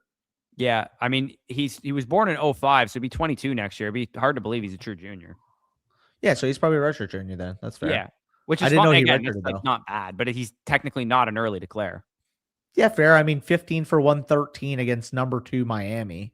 No, again, he's literally listed as an undrafted free agent on NFL Mock Draft Database, which I'm like, I just don't get where they're getting. Like, so what I did instead of using the draft, I just graded their grade minus the draft capital input, and then here, let me make these picks for a second. Actually, go Dylan Sampson. What about Brian Robinson? What do you think about that? Like when he signs, could go Singleton. I guess I'm just gonna be Mason Taylor pilled. I just don't think he should be going this low. Fair enough. Isaac Brown would have had 884 rushing in 1, 2, 3, 4, 5, 6. So what I did 9 games. Yeah, no, he's a solid player for sure. What I did is I took the grades without draft capital. I basically did the math so that it would be out of the same amount as the total FSC grade. So it's essentially just removing the draft capital input and just grading the profile itself. But then what I did in previous years was if you were going into your junior season, your true junior season, like a true early declare, I gave them, I divided the whole thing by 90 out of 100. If you were going into true senior season, so year 4 of college, I divided it by 95 out of 100. And then if you were going into year 5 or year 6, I didn't do any of that because I wanted to account for progression that they could have this year a little bit. So, yeah, they're like, as of now, and again, this is super early and, not necessarily the most accurate read. And some of these guys could go back to school. If anybody's going to be Buck Irving, Isaac. There's 2 workhorse prospects right now, and there is 7 RB1 upside prospects right now, and 8 RB2 upside prospects right now. That is an extremely loaded class. Like, to give you an idea, this year, Jeremiah Love's generational, obviously. The next best running back is Jonah Coleman, who's the only RB1 upside prospect. There are 7 in next year's class projected as of now, and maybe in 2028's class as well, because some of them will go back to school. So who are the others? Like Haynes? And then Lacey. 8 RB2 upside prospects, which is equivalent to like RJ Harvey's and Byshell Tutons and Jadarian Price type running back prospects. The RB1 upside prospects are LJ Martin, Ahmad Hardy, Jacoby Williams, Kwan Lacey, Jordan Marshall, Justice Haynes, Mark Fletcher. Those would probably be the guys I would have guessed. Now I'm curious, who's the other one on top with the Jaden Ball then? Darius Taylor. Oh, right, because he's got the big time profile. He's got a complete profile right now, but the efficiency is the fact that the other guys can still progress and he can't really. So, I mean, if he has a bounce back season, the guy's profile is insanely good. Yeah, the thing with Taylor is like 18-year-old breakout age, man. Like he was a fucking monster early on in his career. The issue is just the efficiency's gone down every single year. This could be like a Judkins situation. Yeah, I would say that like this is a good point. Like I would say it's going to rival 2025's, but again, it's going to depend on how many guys come out early, how many of these guys build upon like ultimately some of these guys, like 25-30% of them will have down seasons. Just mathematically, that's usually what happens. But I would say like a good expectation if you're trading for picks, and rebuilding with the idea that the running back class is going to be good. I would expect it to be comparable to 2025's. Maybe the top end prospect is not quite as good as Genty, though, would be the only thing I would say. Yeah, like I keep like a seeing comparable 2020, like the Judkins and the Henderson types. Like you're gonna get some of those prospects for sure. Yeah, I'm curious about Taylor because I haven't. He's going back to Minnesota, I'm assuming. Yeah, the guy that I think has the absolute highest ceiling in the entire class, Running who's back. currently the highest rated RB2 upside prospect, is Caden Durham from LSU. Yeah, I mean he was good as a freshman. I remember that. Yeah, he's gonna be barely 20 years old on the night he gets drafted if he comes out this year. And How was he this past year? he, according to NFL Draft Buzz, he has 4.2 speed. What? Yeah, apparently. Again, I've seen him in spurts. I didn't see that. I know. That's why you can't read in too much to this stuff. Is like we don't actually know if he has 4.2 speed or not, but that's the projection, and he was on the freaks list as well. So, I mean, Arthur, it's literally the exact same deal you sent me, except with my third back, which you got for free for moving down one pick to a guy that you value the same. Like, if you're willing to do it for my 2027 second, me adding the third back shouldn't sway that. Fucking Christ, man! I want Elijah Surratt on these teams. I mean, I get it, Arthur, but like you initially offered that, and I just added the third on top. Like, I don't think the third is enough to sway the deal off. No, maybe I'm off. LSU is going to be fun. I mean, I don't associate Sam Levitt with fun typically, but yeah, it just gave me a chance to my mind. Yeah, I mean, fair. Obviously, you're not entitled to make a move, but I don't know. Like, if you're good to do the other one, like I think I got to take another quarterback. Dude. I only have Drake May and Trevor Lawrence on this team, but there's no starting quarterbacks left. I might have to take a late round Deshaun Watson stab. Oh, it gave you a chance to change your mind. Okay, fair. I don't know. I mean, you have a running back. You can add another like elite point getter. Like grab Claiborne here. It's fair. It's a very heavy running back build because of how I built out this team. Do one more tight end as well. And Joku's just everyone's letting him fall. I guess I'll just take him again. Yeah, 217 is ridiculous. I need another quarterback with my final pick. Hopefully I can get Ty or Watson. Maybe Max, not a terrible third option. Also. Fields isn't horrible for the implied upside if Mahomes has a setback or if he got hurt. I mean, he's been relatively durable throughout his whole career, though, Mahomes, so I don't, like, really love that. He's entering I'd actually rather take the shot on, like, an ambiguous situation like a McCarthy or something where I'm like, maybe he gets in there for some games because Kyler's not playing well. I just think also I have not. The only position I've done is running back, and I'm not going to do the whole tight end position. I'm just going to put, like, Jamari Johnson in and, like, the guys that might crack a top 24 tier list. I might have to take Henderson, man. And quarterback-wise, I'm going to probably do the same thing with maybe just taking the draft capital with a grain of salt because I just don't – like, you can't convince me that DJ Lagway is a first-round quarterback. Like, let's be serious. Because here's the other thing. People don't understand about how NFL mock draft database works. People this time of year are not doing multi-round mock drafts for 2027. So a player who is in a mock draft will start to get a first-round ADP based solely on the fact that they were in a mock draft because they're only doing round one mock drafts. Yeah. So if somebody's super high on DJ Lagway and they put him at 25 or something, he's suddenly going to have a mock draft database ADP of 25. Like everybody's mocking him there, but it's like a one mock draft sample. Yeah, no, Arthur, you're chill. You're chill. He's fun too. Trey'Dez Green from LSU is a fun tight end prospect for sure. He's like 6'7", like 245 pounds, and he had like one of the best tight end games I've ever watched. Against who was I watching? Garrett Nussmeier's tape. When I was watching Garrett Nussmeier's tape against South Carolina, Trey'Dez Green had like 112 yards or something, and he was unguardable. He was unbelievably good. So I'm trying to figure out who I want to take here now. Yeah, no, literally, like it's really wide receiver. Wide receiver could look even if wide receiver looks better than this running back class. I mean, we are talking truly about one of the better classes of the last 10 years. Because if we get 3 to 4 first round quarterbacks, this running back group materializes the way that, conservatively it should, which is like at least 5-6 of them are top 100 picks in the NFL draft. And we get, 4 to 5 first round receivers on top of that. Like we're looking at a really solid class for sure. Yeah. I'll still take offers, but now I'm trying to figure out who I want to take. Yeah. Nick Marsh, Charlie Becker. Yeah. I mean, there's guys for sure. I think Deuce Robinson from Florida State's pretty underrated as well. Hey, Corey, saying I offered you Roma Dunze for Luther Burden straight up, you wouldn't take it?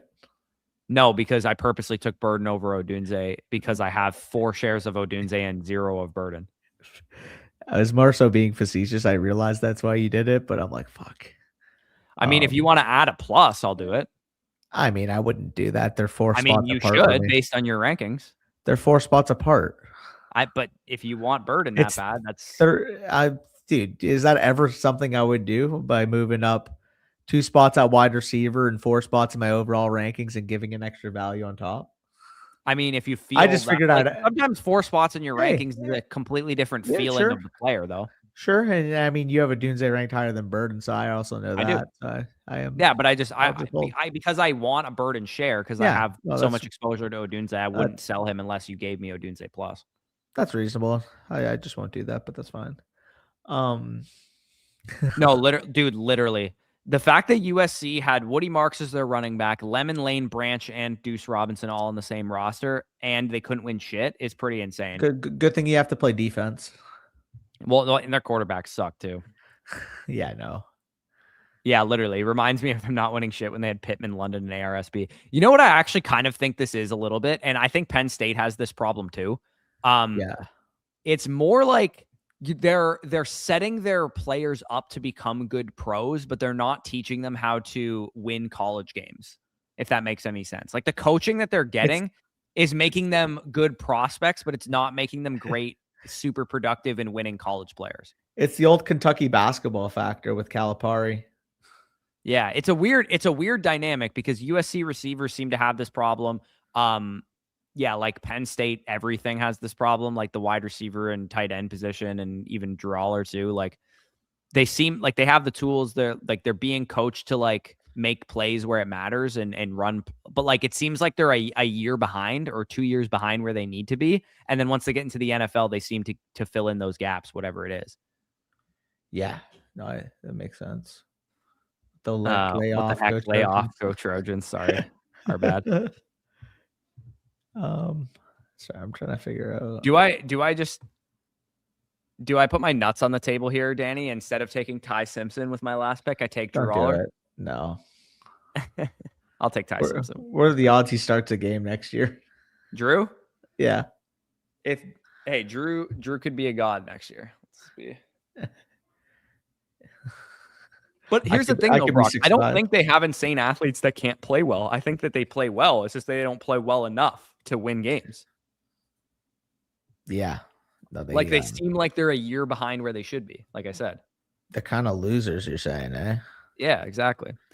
All right. I don't know if I have the energy to do interviews and stuff. Yeah, I know. We'll do that this week. We'll do that later this week when I get back. I'm kind of hungover and I want to take a nap. So I'm at if anybody's wondering why I'm in British Columbia, by the way, I'm at my brother's bachelor party and they are sturgeon fishing right now. And if you're wondering why I'm not there, fishing has never been my favorite activity in the world. This is like a take that gets people so mad. I don't like fishing. It's not an activity I enjoy doing. It's not because I'm impatient. I don't like being in nature. Fishing to me is just not fun. I don't know. And I've caught fish before. I've reeled in fucking 10-pound salmon before. Like I'm not a huge fishing person. And it's sacrilegious in Canada to say you don't like fishing. You're not a fisherman? No. My brother loves fishing. He always has. So it's been a lifelong battle for me to go fishing with him. But it worked out perfectly in my favor that they're taking like a charter boat to go sturgeon fishing. And there was only 5 spots on the boat. And if I wanted to come, they'd have to take 2 charter boats. And it would have been like. So you said, no worries. I'm good. Like, oh, don't worry. You 5 go. It's only $200 a person for them to go. It would be $350 a person if we all wanted to go. Problem solved. There you go. You get the chill and they go. And yes, I do. I do get seasick on boats as well. It's like manageable. Like I just pop a gravel, but I don't love the feeling of being on a boat. I'd rather throw a cast into a river and sit on a dock. If I had to choose my type of fishing, that's what I would choose. But you got to understand too, my brother is a psycho and goes at 4 a.m. and fishes for 12 plus hours. Like we don't casually fish in this house. There's no like going to a dock and fishing for an hour and where I'm from, like in my household. It was go at 4 a.m. and fish for 12 hours. You know how you mentioned sometimes you just wake up with miracles in your inbox? What? Oh no. I'm not even joking you. I literally just no. woke up with a miracle in my inbox. Shady.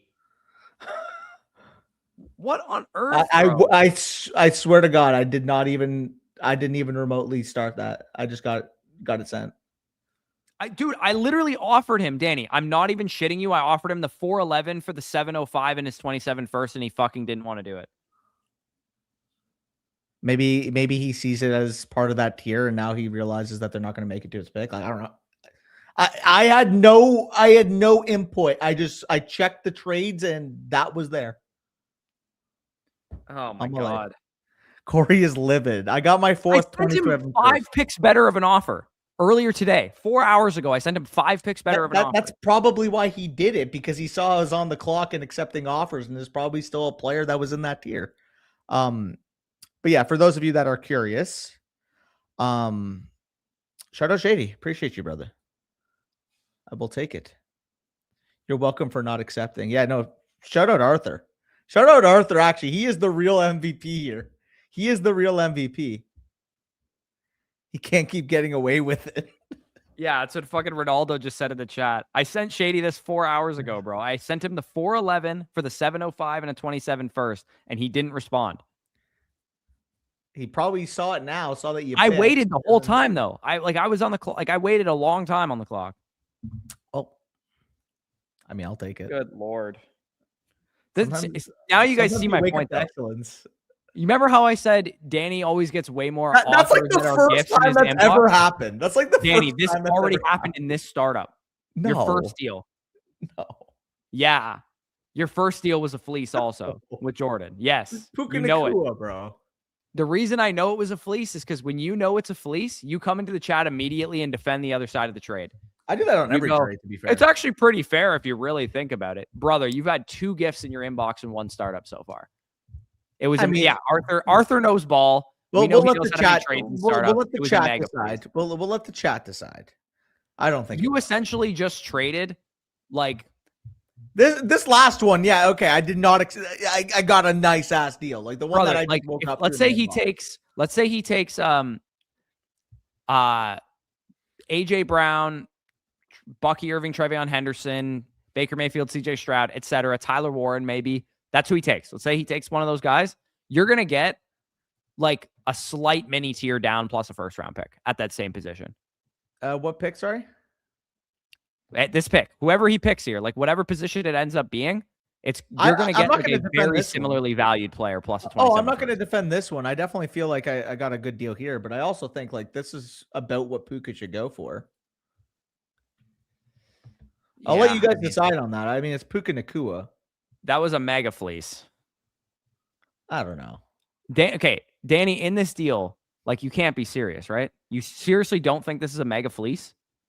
I mean, Puka versus the 211 and the 311. I think you need to add on to the 211. Brother, you dropped down like one round of ADP and moved up from the You're too busy looking at picks. I'm looking at tier gaps. Puka Nacua was the last of that tier in the mid-first round. It fell off after him.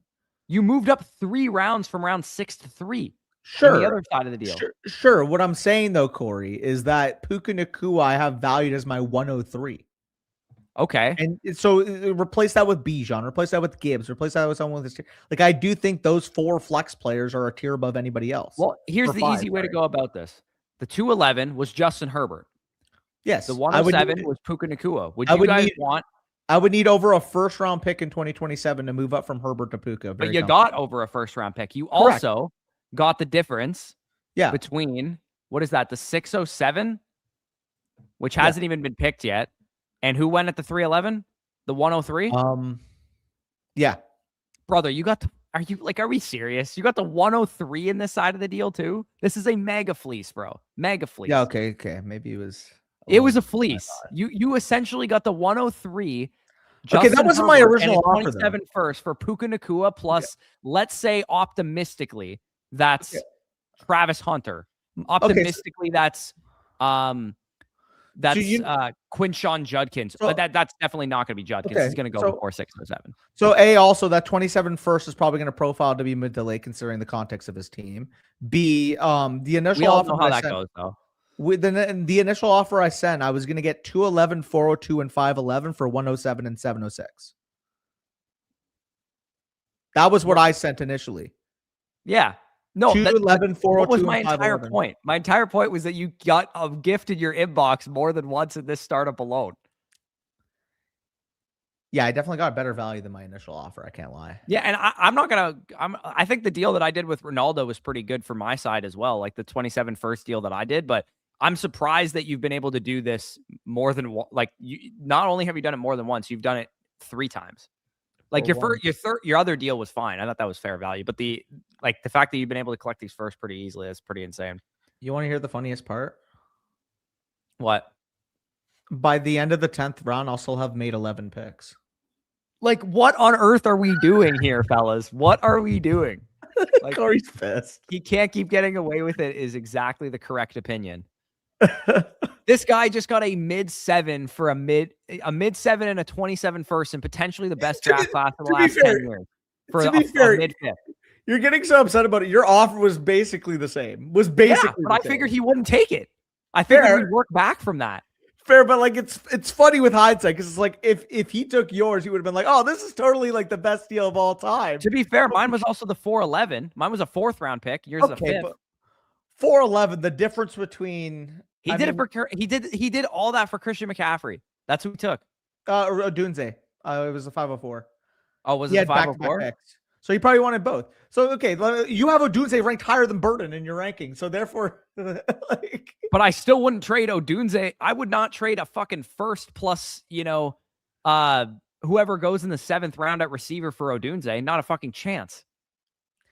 Yeah, no, I get that, Corey, but like you offered that. So, like, you can't be mad that he that. But again, I expected him to respond, give me like a 9th on top of it, and I'll do it. And I would have done that.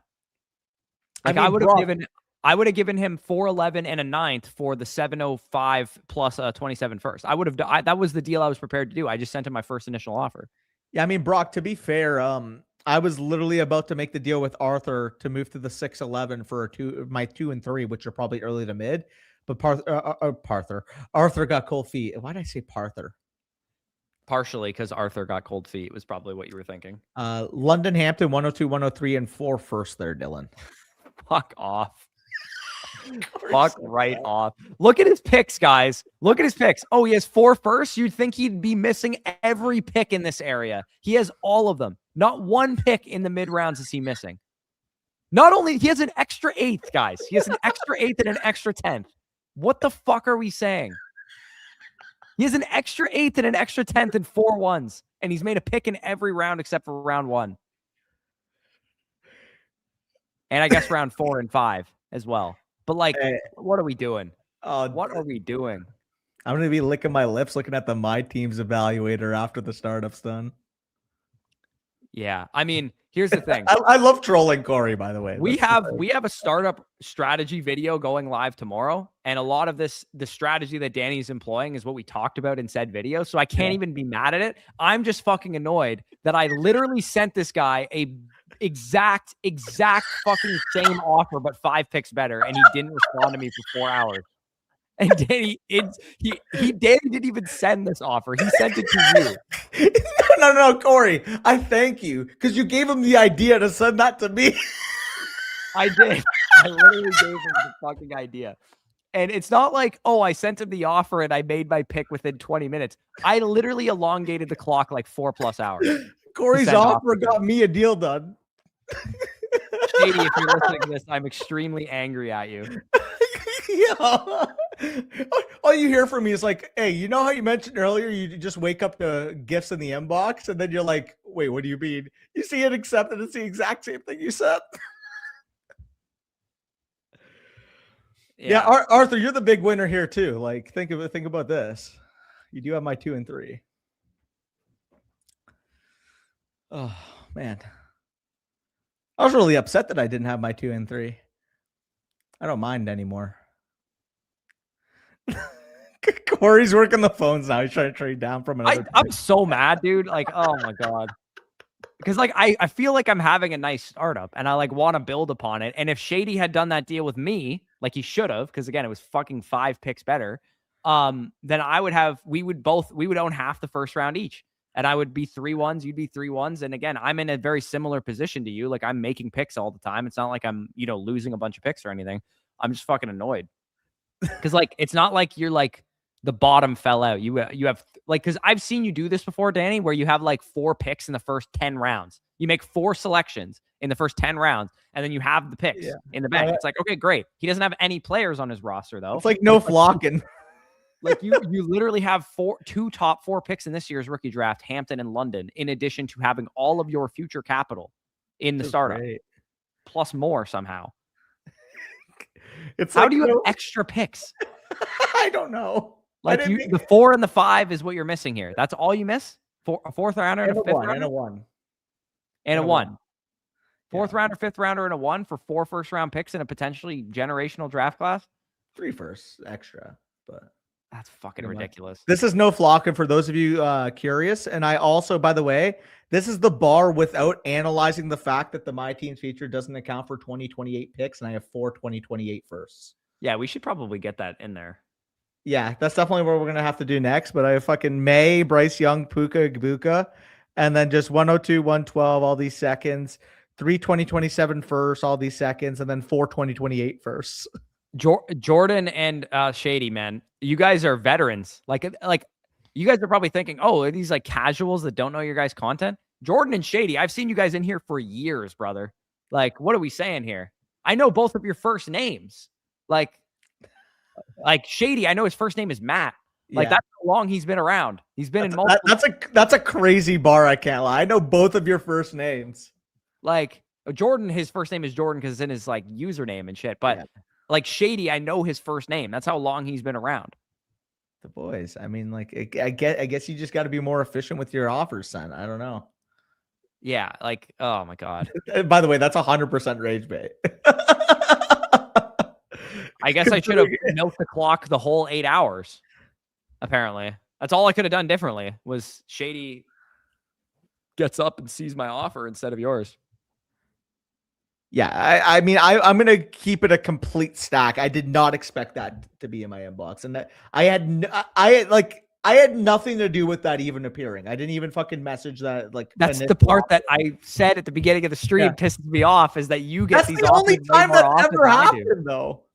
Like, I know this is so victim-y how I'm talking right now, but like it's really accurate. Anybody who's been in a league with Danny, you go to the trade has been completed. You go, who sends these offers to Danny? Like, why are you just bending? Also, I guess Alcoholics Anonymous has to update to 2026, but Dylan is very fascinated on it. It's a league that I share with Flet, and it's in a league with Mr. AJ. Shout out Ginger Ale. So AJ and his friends have a problem apparently. Yeah, apparently. Meanwhile, I have to chop off an arm to get a 20. Yeah, dude, Brock, again, I know what you mean. There's certain leagues where you just go, I cannot collect picks in this league. I'm in 2 dynasty leagues where I'm like, it is impossible to get picks in this league. No flocking is one of them. It is impossible to collect picks in that league. Yeah, no, sometimes it's really hard to collect picks for sure. Shut up. I know you have a lot of picks in that league. I'm fucking with you. What league is it? Don't give a flock. My low key, don't give a flock. My team's actually kind of like not very good. Don't give a flock. My team's good, Brock. I'd hit you up for some deals. Yeah, don't give a flock. I'm probably gonna need at least another year to tank because holy crap. I need to catch up outside of the quarterback position. My flex and wide receiver ranks are pretty low, and unfortunately, I gave up my first going into the year in order to get Caleb Williams and Drake May paired up. The problem is Arthur has all the first. Yeah, Arthur truly does have all the first. He does. If I don't have first in the league, you know who does? Arthur. Yeah. That's why, so when we rolled 2 provisionals, Bailey was one of them and Arthur was the other. I was like moderately mad at Danny for not waiting longer so Bailey could join the league. No disrespect. I messaged Bailey, both, but I'm just so annoyed with Arthur always collecting all the first in every league that I'm in with him. And actually, Bailey's done that in leagues that I've been with him too. But yeah, it's here for the unbiased advice. Should I sell my 27 picks to compete with the both of you tanking? I'm not tanking. I'm just punting for 1 year. I have 1 extra first round pick. I mean, like, if you want to move up to this 601 here, we can talk about my 2 and 3. Yeah, I mean, I also am in possession of a pick pretty soon. 609. Fuck. I'm not. Fuck off. Danny's gonna have 3 more first by the time I pick. Arthur, by the time I get on the board at 609, if there's a player on the board there, I would assume it's probably almost exactly a 1-for-1 swap, give or take, on a 27 first of value. But yeah, I'd be interested if you want to sell one for a player. You feel free. I'll buy it. But we take it. Yeah. Anyways, I am still baffled though. I did not expect to just I thought it was Arthur resetting the trade because he's like, fuck it, I'll do it. And then I saw a first. I'm like, a first? Yeah. Get me in there. All right, I'm about to fall asleep, so I need to go take a nap because I already know when these guys get back from fishing, they are going to be rowdy, and I'm not going to be able to nap once they get back, so I need to nap now. Yeah, appreciate you guys for tuning in. Yeah, kind of just a mess around stream. Tomorrow, like I said before I left, we recorded a startup strategy video that I thought was really, really good and really valuable if you guys are doing startups this time of year. But yeah, appreciate you guys for tuning in. Like, comment, subscribe, all that good stuff. And stay tuned. In about 2-ish weeks or so, we should have the final edition of our draft guide out. Still have, some of those lower end prospects to watch and grade, and a couple more videos to make. But yeah, we're going to be on that pretty soon. And I mean, at the very least, like the draft is actually exactly a month and 2 days away from today. So we're actually a lot closer because the draft is on the 23rd this year, as opposed to, I think it was like the 28th last year or something like that. Like it was a little later in April. So we actually get the draft a little sooner. So appreciate you guys. Like, comment, subscribe. Peace out. And don't trade it Danny any first if you're listening to this. Take it easy.